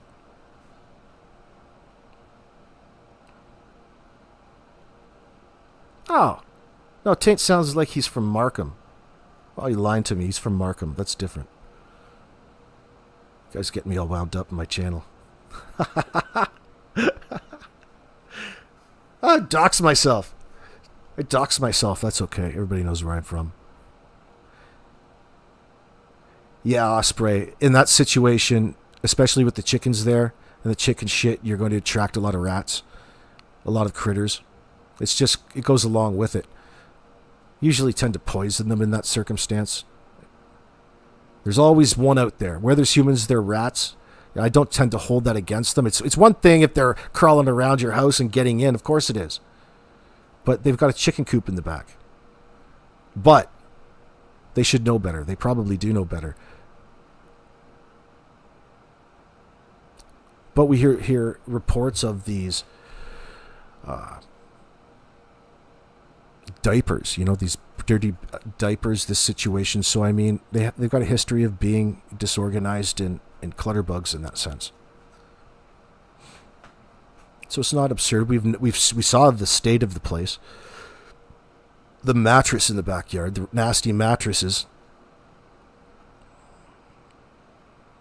Just another reason that you don't want to. Rats love that shit. No, rat poison. Is that what happened to the kids? No, you'd need a lot more than that. No, there's more efficient ways to do it.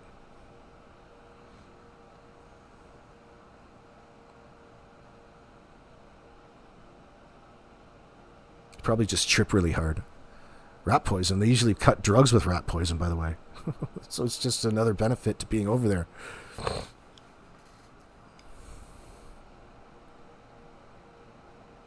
What? Your neighbors keep trying to raise ducks and panthers keep getting at them in South Florida? The Florida Panthers there. You hope they give up soon? Panthers are neat. Ducks are delicious, though, so I can't blame the Panthers. How do you know it's Panthers? Do you see them? Got to get the cameras out. Yeah, Lori, no, that's no doubt. But I mean, it's a history of being addicted and not cleaning up after yourself, which it wasn't like they were all that clean living and playing, beautiful family dynamic, family home, happy wife, happy life in that sense. No, they weren't about that. She was being probably used and abused and, had a few good days during it. That's about it. They've been together for not even 2 years. It's not that great amount of time. So 24 months they've been together, we'll say.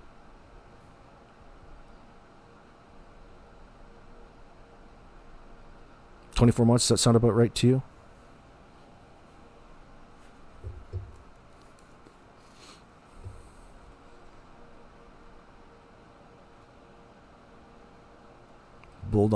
Hold on. So Malaya, I'm hurt in a way that no one can understand. I want my children back home to me. Oh, do I really have to go through this one? Malaya expresses, thank God Justin did this. Malaya expresses her emotional pain and desire for her children's return. Puke. Justin immediately challenges this. Thank God. Stating, you don't act like it, girl. And criticizes her for only doing a 2-minute interview in nearly 90 days, implying a lack of action inconsistent with a grieving mother. He sympathizes if she's uninvolved, but cannot fathom her silence. Oh, no. So, the way that she's behaving now would indicate just how guilty she is out of the necessity in areas that she's lying in. She's got a need to maintain the status quo when it comes to their story that they gave the police. How long can this keep up? How long are they going to sit and wait? I don't know. This statement aims to convey Malaya's grief, positioning her as a suffering mother. However, Justin's reaction underscores the public's perception that her actions, or lack thereof, do not match her words. That cannot be said enough. The brevity of her media engagement and her silence for months overshadow this emotional plea. Reinforcing distrust, absolutely. The statement does not advance the timeline, nor does it provide any new evidence, serving instead as a defense against accusations of indifference.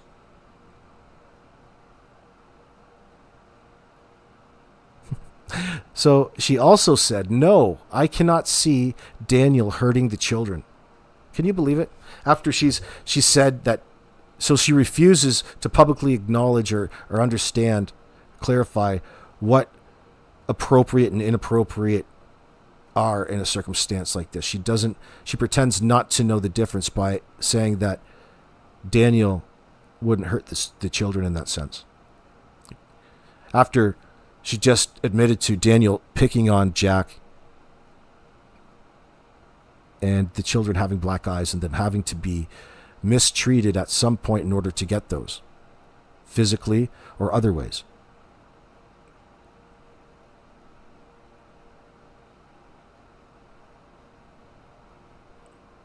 So Malaya responds to questions about whether Daniel could harm Jack or Lily, denying it. Justin sarcastically retorts, I bet you can't, and questions why Daniel is blaming her if he's innocent. He notes that Malaya gave permission for these messages to be shared publicly, suggesting she's strategic in her responses to avoid legal repercussions. Suggesting that she's strategic. Interesting. I guess it can look like that. She knows that she's lying in the first place. Malaya's denial that Daniel would harm the children is a critical statement, as it defends Daniel despite her later accusations of his controlling behavior and rug use. Justin's sarcasm, God bless him, and the audience's skepticism for example, referencing black eyes on the children, indicate disbelief given Daniel's inconsistent accounts, alleged abusive behavior. Malaya's statement may be tactful, as Justin suggests, to avoid contradicting her police statements or incriminating herself. It conflicts with later messages about Daniel's actions towards Jack, creating an inconsistency that undermines her credibility. So far, so good.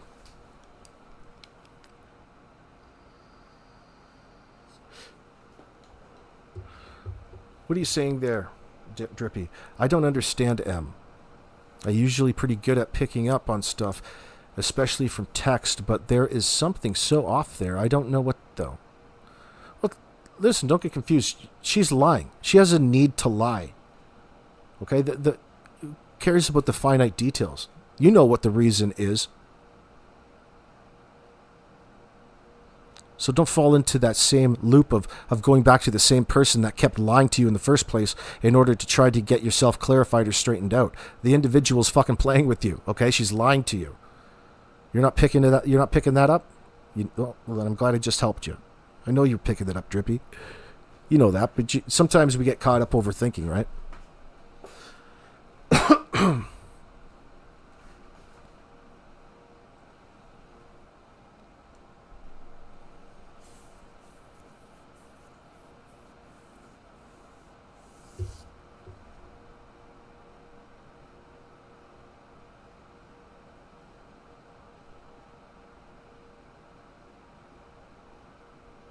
Oh, Amanda Graham, Malaya, you lying biatch. You knew Daniel was abusing your children long ago, and you did choose to stay with him. Well, maybe she got wowed with one of those walks on the beach again. You are both to blame for their deaths. Absolutely, at the end of it, you are. But we know that. That's our conscience, right? We know that, Amanda. We got to ask ourselves why we keep putting ourselves in the situation again to get so upset at the things that she says. We got to try to balance that emotion. Not you, me. All of us. It goes with the situation, right?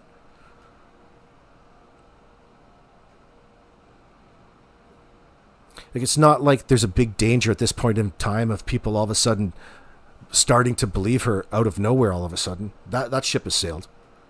You know, it's just maintaining the status quo. She's really not saying a whole lot, but she is in the things that she isn't mentioning, or it's all the other the entendres to it. It's never anything direct, right? You got to figure out why things are. Keep yourself grounded, I guess.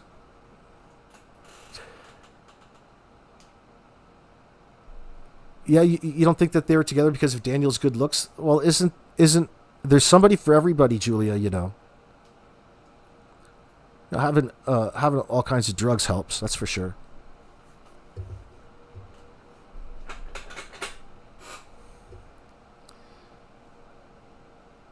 Yeah, that's a Drippy, I love you for that. I don't pay attention to the surface text so much as the patterns beneath the words. That's a great way to phrase it.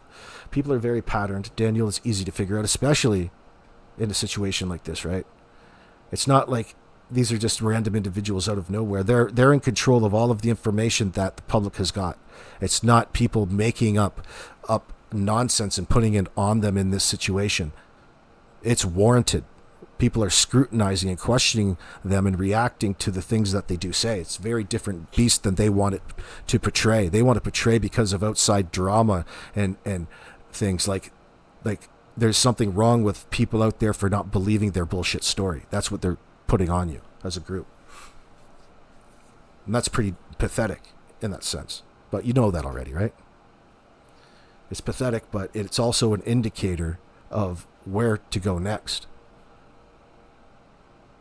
Maybe they have the kids set up on Pokemon Go play with your phone to find them. The people shouldn't have kids. Okay, Lori. Or Leslie, excuse me. Could you do that? Incorporate them into the game? I didn't know that. It's funny. Maybe you can.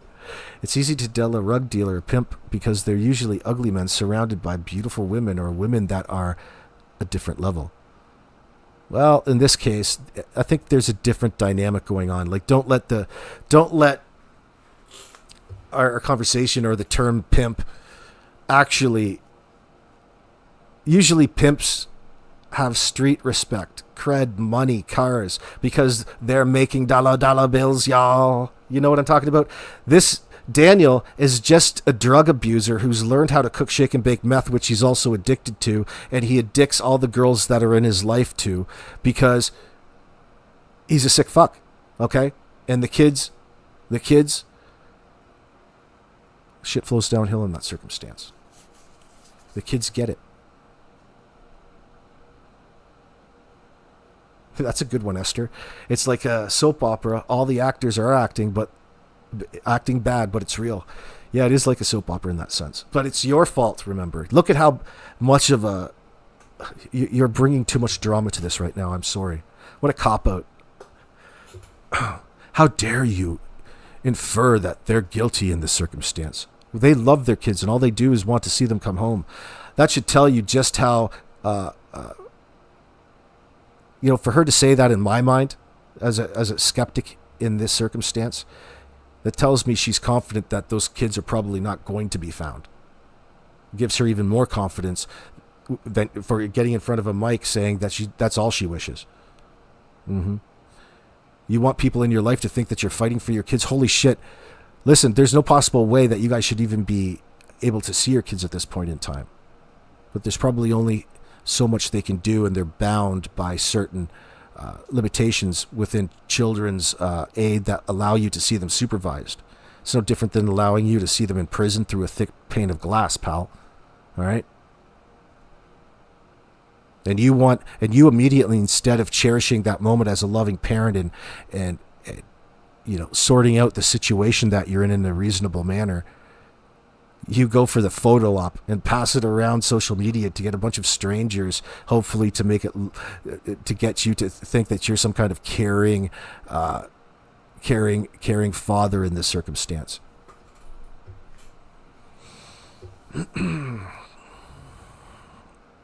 It's going to be impossible for you to be caring until you sober up in that sense. The only thing you care about is yourself. You had somebody tell me that neglect is different in other cultures. Yeah, USA? No, it's all the same. It's kind of even in yet usually, I guess you could say it like that. Usually the more intense the culture, the more strict, the more disciplined, that's where you get into that threshold on the spectrum, I guess. But no, neglect always looks the same, and it always results in the same. Why? Because death is the same. It all results in the same thing. In some cultures, they don't smoke cigarettes. Some they do. I guess it's a different way of saying the same thing. I just read it in a way that made me tickled my fancy. That's a great comment, though. It doesn't seem like Malaya wrote that. Did she ever show on cam? Well, Layla, it doesn't seem like it's very genuine. Like, how are you to know? Who's going to say? It could be speaking for a lawyer. What are you saying, that she wasn't on screen or wasn't showing her face? No, I agree. It could be anybody for all I know. But I'm just presenting it as it was presented. But you're right. It's probably speaking through her lawyer, because she's incorporated and she's needed somebody else into this to do her talking for her, because she's just so victimized and traumatized because of all of this. Believe me, when push comes to shove in all of this, she's still got one thing up on Daniel, and that's holding this over him at the last minute. And that's going to happen. You have to pit people against one another if you're a detective. And it shouldn't be too difficult. Eventually, it won't be difficult. But this one is cold. And it's very hard because she's void of any natural human emotions. The drugs have done that to her. And that's the effects at this point in time. She's not feeling as she should. She's not shelf state, let's say. Right, Billy Girly Girl, hello. Malaya is ultimately responsible for the safety and care of her children. The one time Daniel hit one of those children, she needed to leave. Oh, right. She had resources to leave, yet she stayed. Exactly. No, I agree fully. And that's accurate thanks to a guy like Wade, because that's not something that you're just normally going to make up. Like, there's not a lot of question into this. This is a great piece of storyline that requires a lot and an opportunity to dig in and build something up, a story at least to put with the suspects in this. So it's a line for detectives. Now, how much further into it can you go with Wade? Really, he's only going to know so much. Like, what is the threshold that they need to meet in these circumstances to not, need any more? The more evidence, the better, probably. Oh, these are the things that only the Crown, they'll know when it happens. Do you know what I mean? It's not something that you could probably predict. You'll know when it's time. When it's time, it's time. That's not just deflecting off, but I'm pretty sure that that's what they would say. Ellie New, what are you saying? Sweet tea. You're buck wild when you got your babies young. Once I got pregnant, my whole mindset went into protecting my baby. Nothing's more important in that sense.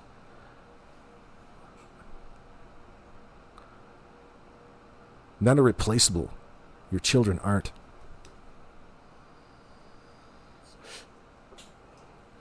Yeah, but not men that have you hooked on drugs in that circumstance. Maybe she was just as willing. I don't know.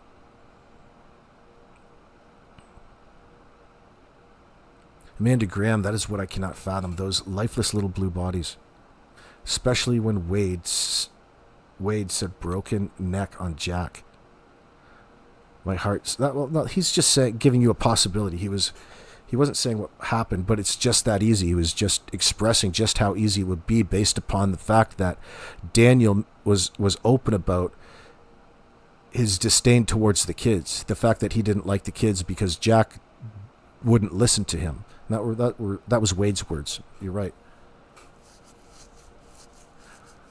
Oh, yeah, Don, are you in here quoting the Tragically Hip in that sense? That's from the album, what is that album? Trouble at the Hen House?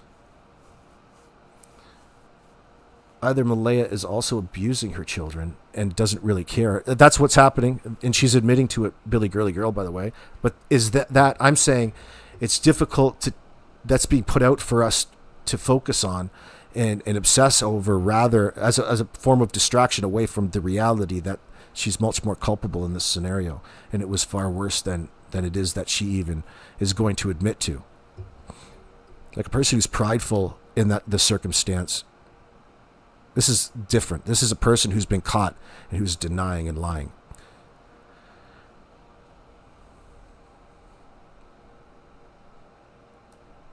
Yeah, she's just as guilty. The law will consider her just as guilty up until a point where somebody confesses, and that usually comes when they're in prison and been thinking for a little bit, locked away. They got a court date coming up. But we got to get there first.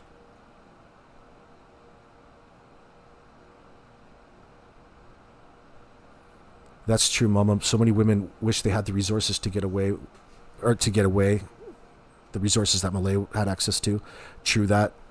Yeah, if what Wade was saying was accurate, yeah, she had a really perfect opportunity. It probably still exists. Extenuating circumstances, but she's probably utilizing it to a certain degree.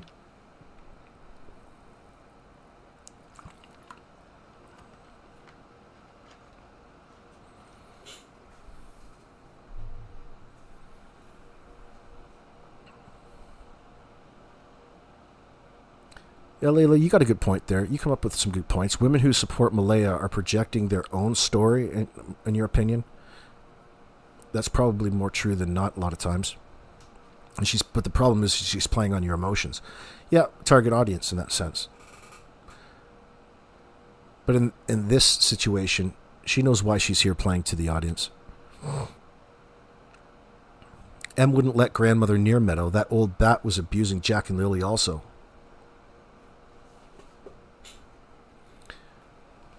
Jumpers, how do you know that? M wouldn't let grandmother near Meadow. Which grandmother?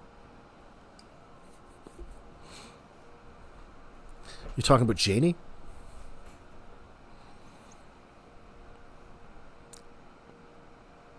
Janie's not actually the grandmother, by the way. They weren't married. It wasn't a situation in which they were married.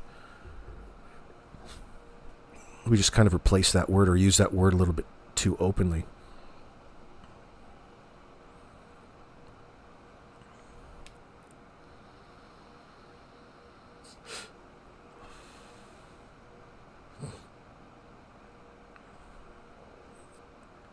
No. That's you're getting technical. There's Lynn. That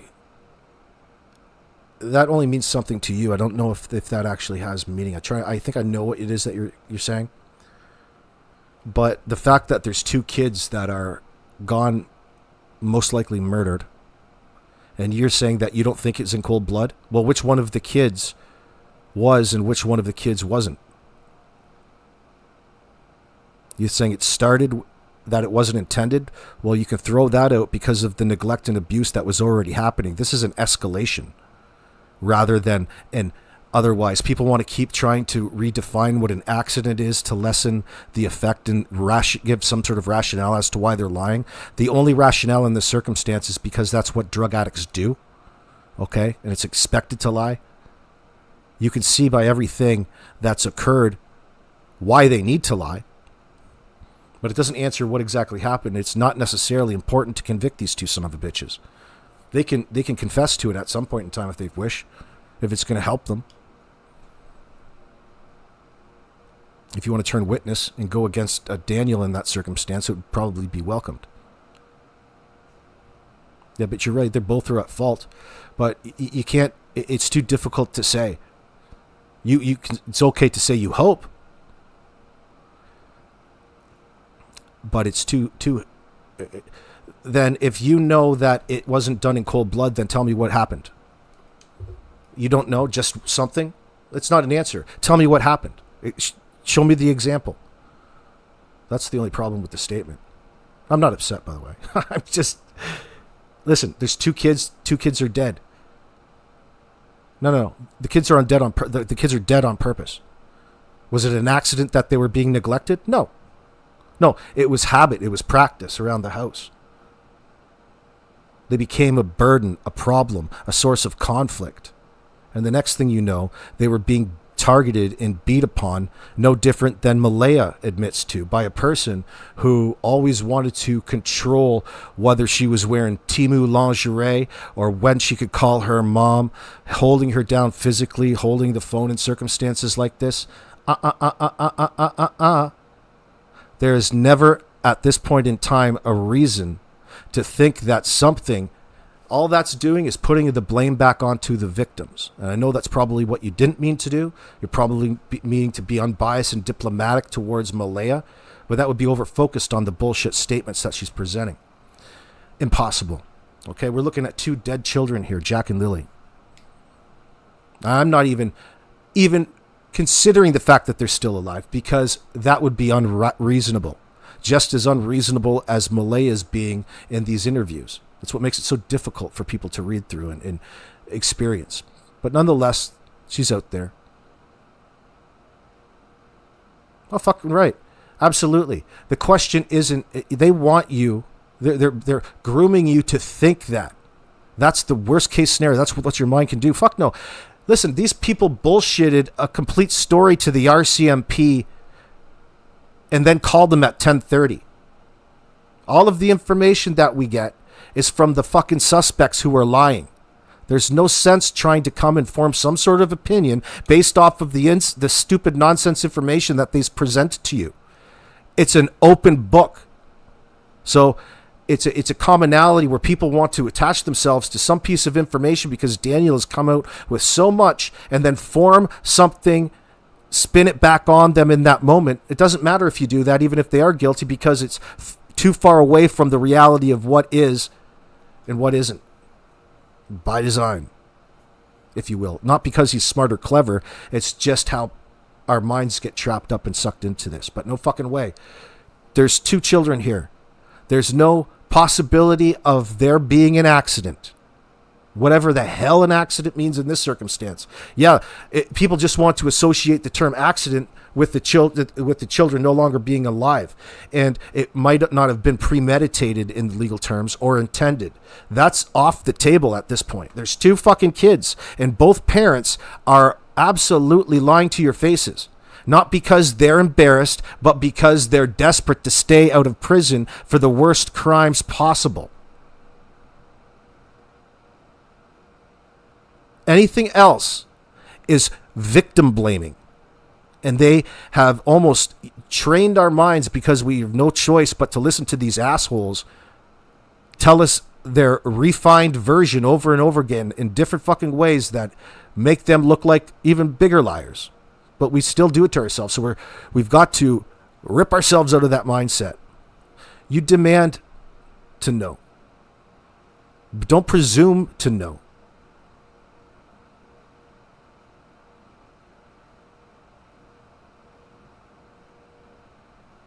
They're lying because that's what the only thing they're good at in that circumstance. And people keep going back to them, even in this thing we're talking about them and their statements. You can't get much closer than that, can you? But I got to sit up here and yell into the microphone a little bit to keep our heads straight, because we're being in this process condition no matter what. It's not, doesn't make the other person Merlin. It doesn't make them a magician. It's just human nature. Listen, I don't like the statements, because unless you're bringing a specific example and laying it out based off of the crime scene, for example, you're probably wrapped up and way off base in that sense, because unfortunately you've fallen back into the trap of believing the information that came to you from the liars in this circumstance, which is everybody involved in this case. It's always been out, and they've always been lying about everything. The point is to get you arguing and conflicted and dissecting all of these useless pieces of information at any one time, all while denying and making it look, because this is this. See how helpful he's being at this point in time? No, it's all fucked up. Daniel's lying because he's about to be found out as a predator in that sense. And his abuses towards these children went far beyond just physical and verbal and emotional. So because all of those factors are here, in this particular, are allegedly here based upon witness statements, character statements, family members, to clarify, not just people out here in La La Land making it up, putting it on them. This is the conversation on the streets within the community, within his life. This was just a matter of time, and again, we're going to find that this was bound to happen. In fact, it was probably welcomed. The last thing that these individuals wanted to do was parent or live a happy life. They're too self-consumed in their addictions, getting by day to day, getting high. I feel sorry for the bus driver, Patty Burns. The only one we can be sure is of both parents are lying. Absolutely, high five on that one. Shawanigan Lake, school bus driver Brian Ward. When the bus driver by the house. When does he drive by the house? About 7:30, I heard, in the morning. Usually when you call your kids in you call the bus lines and the school. You got to call 2 different places, right? Or you text message 2 different places. That's what happens here. I would assume that's what has to happen there as well. But think about the bus driver that drove that child to school and back every day spent much more meaningful time with Jack and Lily than Jack and Lily's parents. They were treated as second-class citizens within their own home. They lived with less, treated worse, but at least they had one another. They weren't giving one another black eyes. Would never, ever believe that in a million years.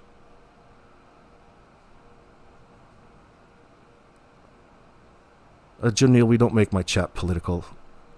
Now that we know your politics, especially yours.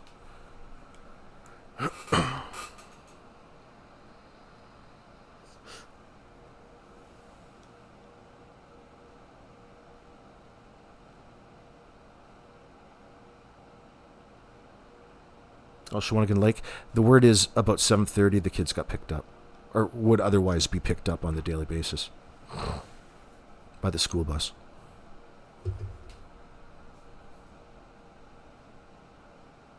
How do I know about the bus driver?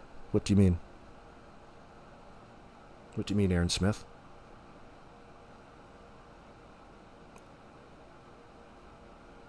They were so stupid they believed that they had thought of a brilliant plan. I don't know about that, Graham. I think their plan was born out. Well, you can't even say that because they conspired and came up and concocted this plan that's the opposite. You know, the fact that they're lying about the entire story would indicate that it was premeditated.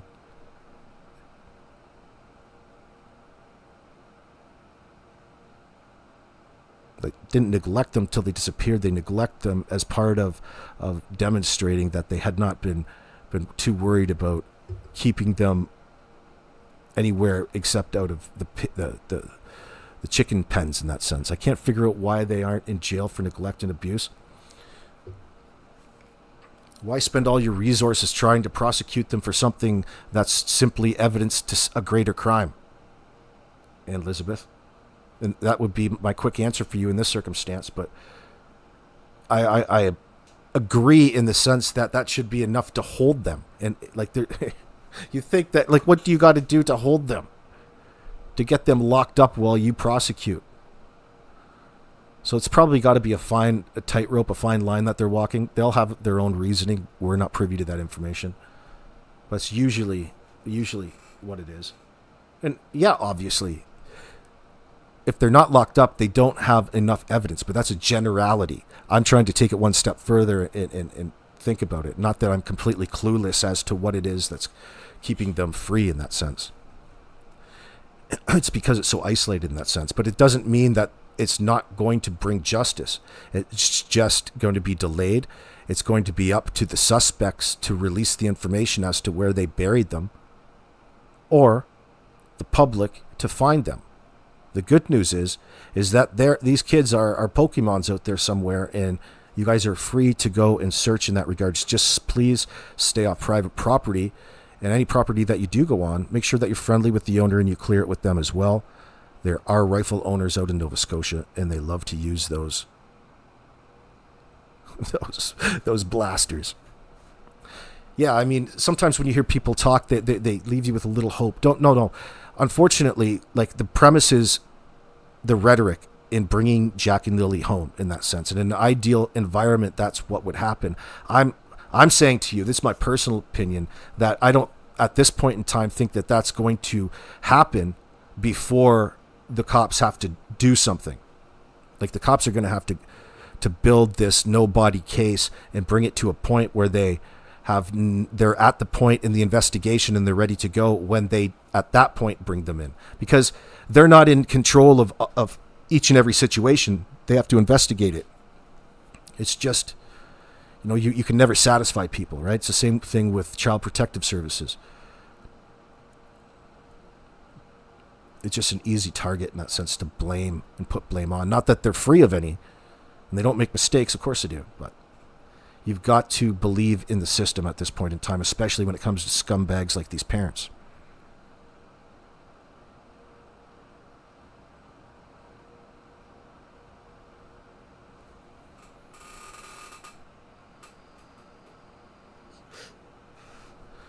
You know what? I've learned the more I've aged, that abuse goes both ways in relationships in that sense. And it's not necessarily, I'm not talking physical necessarily, but there's all kinds of different types of relationships and people who abuse the other person in that. And it always stems around self-serving reasons usually. I used to think that I was the one with the problem. No, it's not me. I'm just kidding. Maybe it is sometimes. Shit. It's all about compromise, isn't it? But, people have an unrealistic perception of people when they get into a lot of these modern relationships, I feel. And it takes us away from the natural process in which we would otherwise probably meet somebody and fall in love. People love to force that, right? They love to force them into that situation, washing away all of the important factors that it takes to build confidence in situations, to be comfortable with yourself in social outings. People are too worried about finding other things, just disregarding normal, natural, human selection in the love realm. Not life and death, but it's just funny, but oh well. I'm still open to having 10 kids at my old age. I'm not that old compared to what I'll be in 10 years, though. But I got to get out and meet people for that to happen. That doesn't fucking happen. Too wrapped up. And that's not me dry begging for a girl, by the way. I just realized that. I'm woke AF, and I know you're woke AF, Joe Neal. You're coming in here trolling. It's got to be Karen. I wonder if that is Karen's. Parts of me no, it's not. We went through that yesterday, didn't we? Who cares? It doesn't matter if it is or it's not. I'm woke as fuck, and I still can't wrap my mind around a man being abused in a hetero relationship. Not physically, Joe Neal. You got to be a good troll. That makes me laugh. Oh, shit. How about financially? But I think there's a certain element. The whole love game is manipulation to a certain degree. You offer yourself up to that, but these are the dangers. You got to find the right one is the key. I think this is the reason why people catfish online. It's still fascinating. Fall for Nigerian romance scams.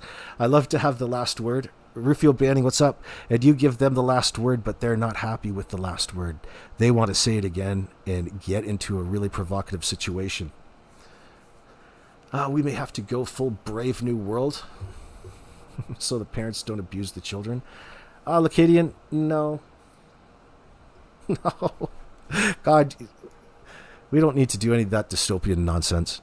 Listen, it's sad. And I don't want to speak in generalities to take away from the seriousness of Jackie and Lily, because it'll seem like I'm trying to blame it on human nature, and I won't even bring it up. So I'll pass on that. That's commenting on that. Everyone check your video cameras and trail cams within 100 miles of the mall.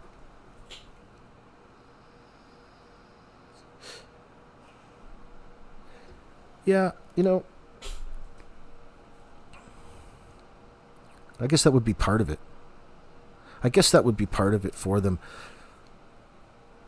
It would be nice to have some information, but the RCMP are probably not going to want to change the status quo too much, because the more that they come out and admit to saying that, okay, here's some places where we've narrowed down to, they would really be admitting to being a suspect of the parents, which is something they probably want to avoid at this point in time. They want to have a positive working dynamic in order to progress things up until a point. Because they're not in control of the investigation of the situation like this, and you don't want to offer up any information publicly, sadly. As much as I want my curiosity satisfied, but there is important legal framework to abide by. Wouldn't they need a warrant? And maybe they've tried but cannot yet obtain because judge feels they need more. Oh no, Jenny Doe, yo, they've had no problems obtaining warrants. Okay, they've searched the place where they say, and they reported the children missing, but nobody is really believing that the kids actually walked away and were able to get gone in a 20-minute window, in which is the solid thing that we get from the story that they gave police, in which, by the way, we don't know just what Daniel has came out and talked on in that circumstance.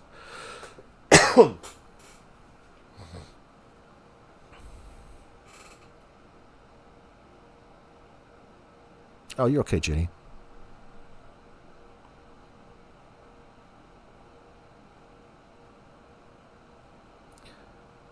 7:30. You keep asking me that question, Shawanigan Lake. What time does the school bus come by their house in the morning?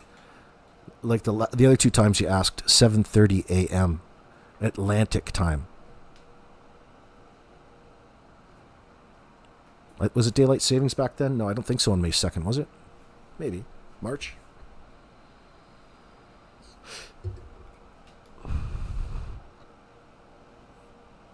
Well, do you know what, Randy McCann? I think that was a missed opportunity at that point in time, personally. Only because I like to see these things go a certain way because of people like Texas EquiSearch. Fuck, I would just farm out every circumstance of Texas EquiSearch. I'm not even joking. They're that good. Not that they're the answer, the be-all and end-all, but in situations where the parents are suspects, rightfully so, like this one, oh, I love Texas EquiSearch. One, because people have a hard time trusting the establishment in this circumstance. And reputation goes a long way in Texas EquiSearch when it comes to missing children are prepared and well equipped. And in this circumstance, guess who wasn't prepared and well equipped? The RCMP. And isn't that something that we never expect to hear in circumstances like this? Fuck, I would have flown them all in. But I want to make sure, you know, they're not the be-all and end-all to everything. You know, and that ship has sailed, okay? It's not like I'm calling for them to come in at this point in time. I'm just fantasizing about them being in there at the right time. At this point in time, there's no sense, because the more people want to go and search, the more it gives them an opportunity to reinforce a false narrative, especially around their house. When you know that this stunned see you next Tuesday was already out and about and all over the goddamn place in a position to be hiding bodies, as opposed to what he wants to call looking for the kids that disappeared in a 20-minute window in the middle of nowhere, completely isolated from anywhere, chose allegedly to go into the middle of the bush. Because why, Janie? Because that's what you naturally think. Kids are missing, they went into the bush. The same bush, a minute later, she tells you that she had to carry Jack through. And remember, these kids are 4 and 6 years old, not clothed, in a May day in Atlantic Canada. Wet, cold, no vegetation on the leaves. Especially, you know, all of the dense bush there are fallen. Like, listen, they're not getting lost in that bush at that point in time. They're not even walking in it. Kids aren't getting too far from the refrigerator. The story doesn't really resemble anything that would have actually happened. They're just eager for you to latch on to this false narrative. The one thing that we can talk in an accurate fashion is the only reason to cover this up is due to the parents' culpability. There's no possible way that you guys aren't responsible for this, assholes. All right? I don't have to be a goddamn lawyer. I don't have to be a cop, or I don't have to abide by any integrity of the investigation upon the 2 suspects who are requesting it.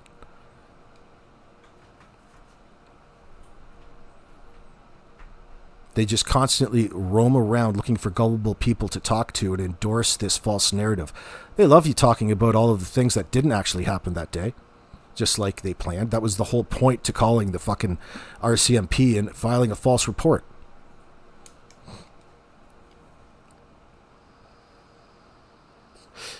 Yeah, Randy thinks it happened May 1st in a different area. He's probably right in all of this. That's a higher probability. There's just by the sheer antics of the people involved not wanting to be directly to speak directly about or to the kids and interacting with them the same day that they disappeared, under the guise of them being in and out of sleep from the time of like 5:30 a.m., waking up at 6:30 till like 10 a.m. when they were all of a sudden suddenly awakened by the sound of silence. Like, what the fuck is this? Neil Simon? Isn't it Paul Simon song? The sound of silence. What, did you were awakened by the sound of one hand clapping? Did a tree fall in the forest? Yeah, that's what these assholes want you to believe, that they were alerted by the sound of silence. But a second ago, you told us that you weren't sure if you heard the fucking kids or not. And this goes for the lot of them. It's not just one story. They want you to think that they heard the kids, that they saw the kids, but they don't want to admit it. So they talk around it and infer and insinuate. And here's my logic. Look, remember when Janie's out there and the reporter asked her a question and her answer was a question?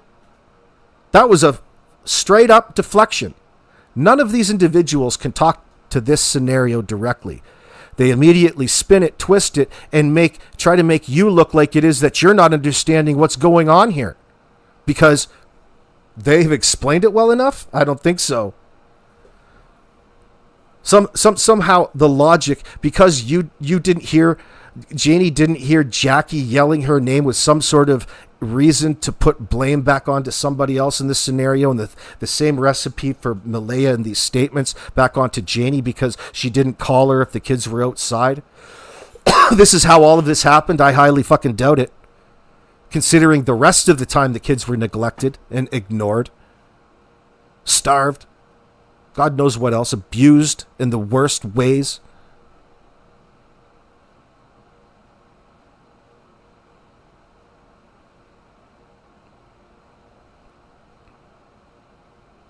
Oh, did Disturbed do the Sound of Silence too? I didn't mean to quote a song. But my point was to that's what they want you to think, is that somehow they were alerted by the silence as to the trigger that made them go into panic and call the RCMP and call their kids in as missing. Okay? Like, think about that. It makes no sense. How do you know your kids are missing? Missing would infer, like, they're missing now. They weren't missing in that 20 minutes. Do you understand what I'm saying? You can't find your kids. Usually in a situation like that, you call 911, indicate that you can't find your kids, and they already have a certain protocol involved, especially with special needs children, okay? You don't call and report the kid missing. How do you know that what the fuck's going on yet? Aren't you supposed to be looking for your kids at that point? So therefore, how are you coming to the conclusion that they're then missing if they hadn't already been missing before you made that call? Okay? That's what actual logic is, friends. They're not going to have an answer to that. You know, they're not going to have a good answer to this. Because why? Because it didn't happen the way that they are portraying.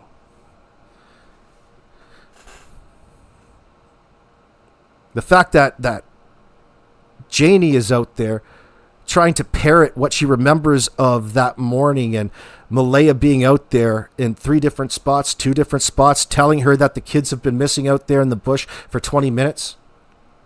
How do you know? How do you know at that point in time if you didn't know a second ago? You see?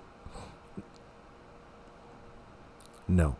Nobody stopped by. Otherwise, there would be some film and a report of a car in an Amber Alert out there. We can pretend that they fell down an imaginary coal mine. Well, why don't you point out all the mines and all the possibilities? They've went through that. They've already done a thorough search.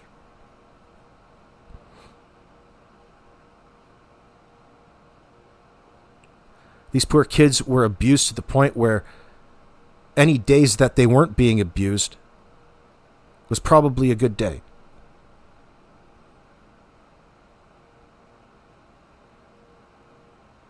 Malaya resented the time that she was with Cody. Daniel uses that against her as part of the conditioning process and this constant comparison because he's not confident as a man. Of course, he's not. Take a look at him. All right?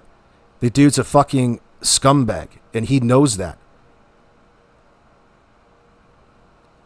You can pretend and play all you want, son. This game, this train you're on, this gravy train is over, Daniel.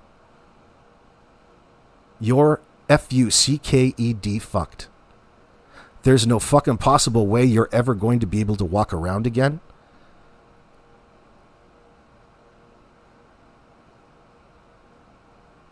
People should pass on this story to the Hells Angels, the local chapter of bike clubs, and let them know the type of danger that's just in their community.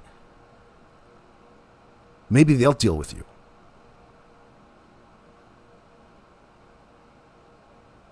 Nobody in the world likes child killers.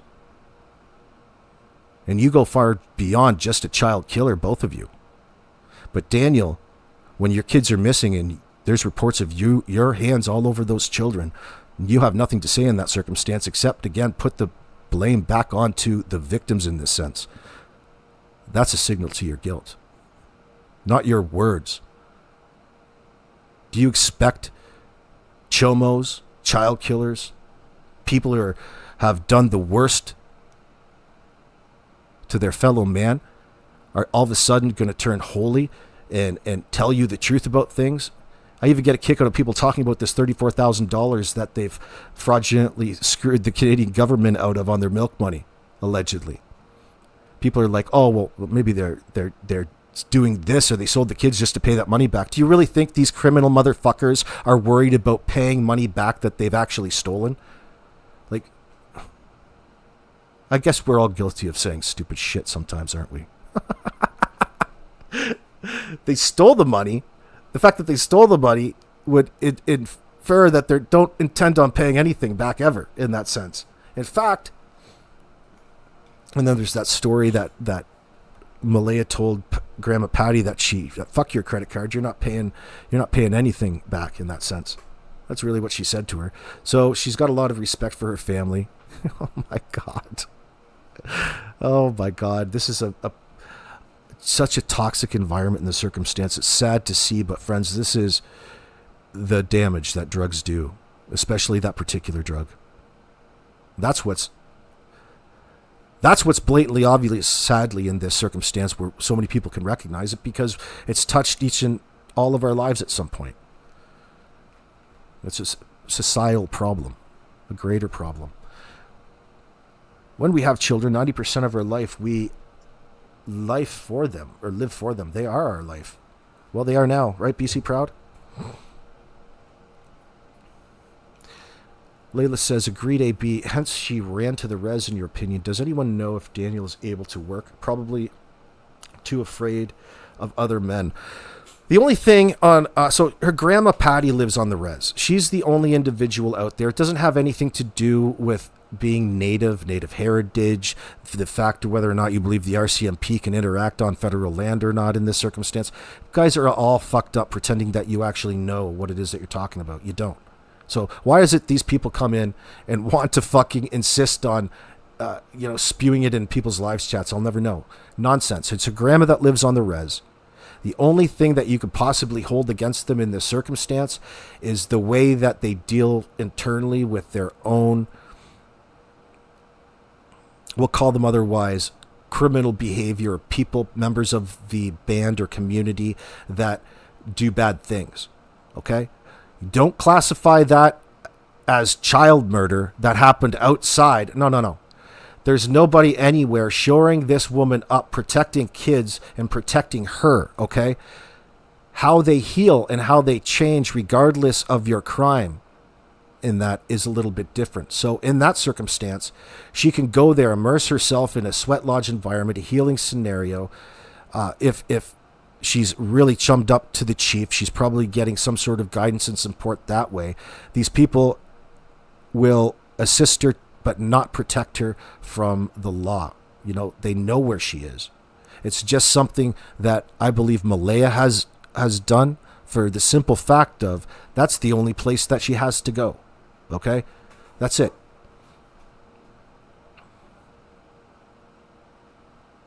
It's probably like, it's going to seem rough for me to say this, especially in contrast with the things I've just said, but there are going to be people, and it sounds like there are in Malaya's life, that care for her very much, hence care for the children. Isn't that what we want? Isn't that what we expect in this circumstance? Where we want these sort of things. No matter what,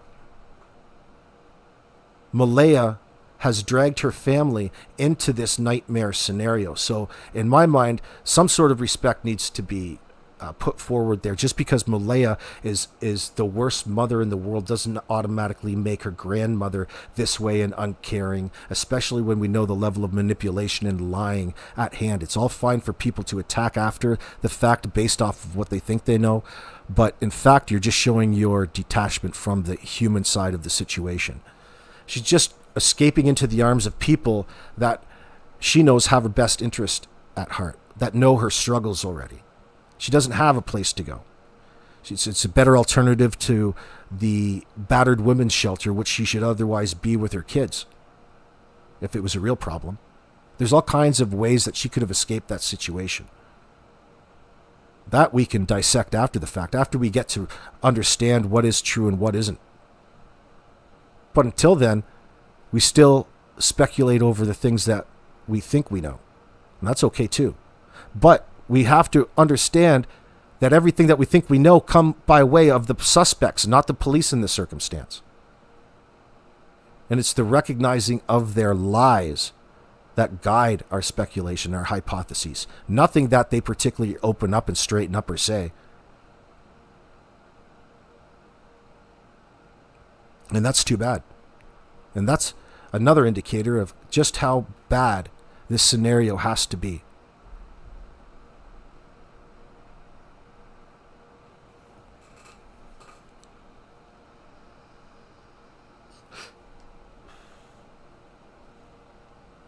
You had a child who was an addict. She gave her son to a family member. You mean to raise? Because she knows she couldn't. That was the responsible thing to do in that circumstance. If you have a person in your life that can do that for you, you're in a lucky environment. There's so many people out there that don't have that opportunity, that chance. And let's be frank, you're not exactly you're always in a state of denial in that sense. You're never in the right frame of mind to make a really good decision under the influence, whether you're currently high or you were high 2 weeks ago. Okay? It affects your long-term cognitive function, and it eats away at your motivation. It turns you into a fucking zombie, dude. Fucking walking MK Ultra experiment. That's not true, Joe. Look, you're in here fucking just spreading just ignorant nonsense, Joe Neal. You're woke AF, though. Trolling my chat, dude.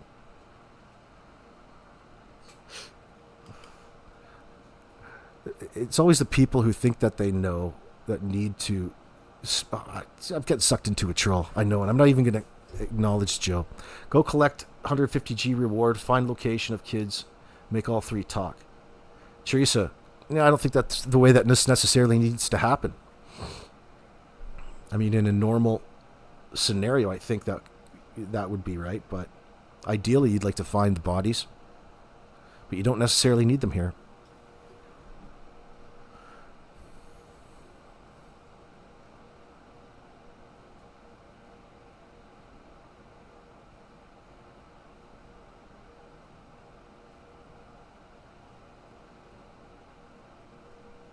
(3:11 p.m. Thursday, they got home.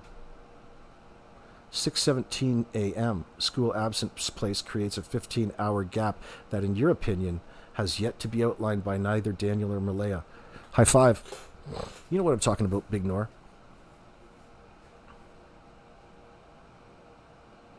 Yeah, unfortunately, there is no excuse, Esther. I'm pretty sure I know why they don't sleep at this point in time.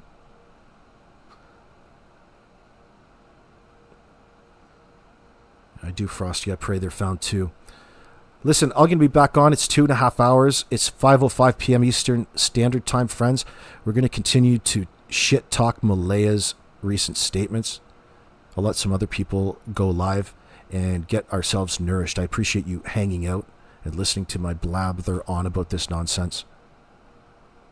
Shout out to the ladies over at It's a Criming Shame. Shout out to Justin and Dolly and 1111 True Crime, seeing how I'm using their content in that sense. I appreciate it. Yeah, I'll be back on in a few hours doing the dubs today again. Probably at 7:38 p.m. I'll see you then. I'll be right back, mofo.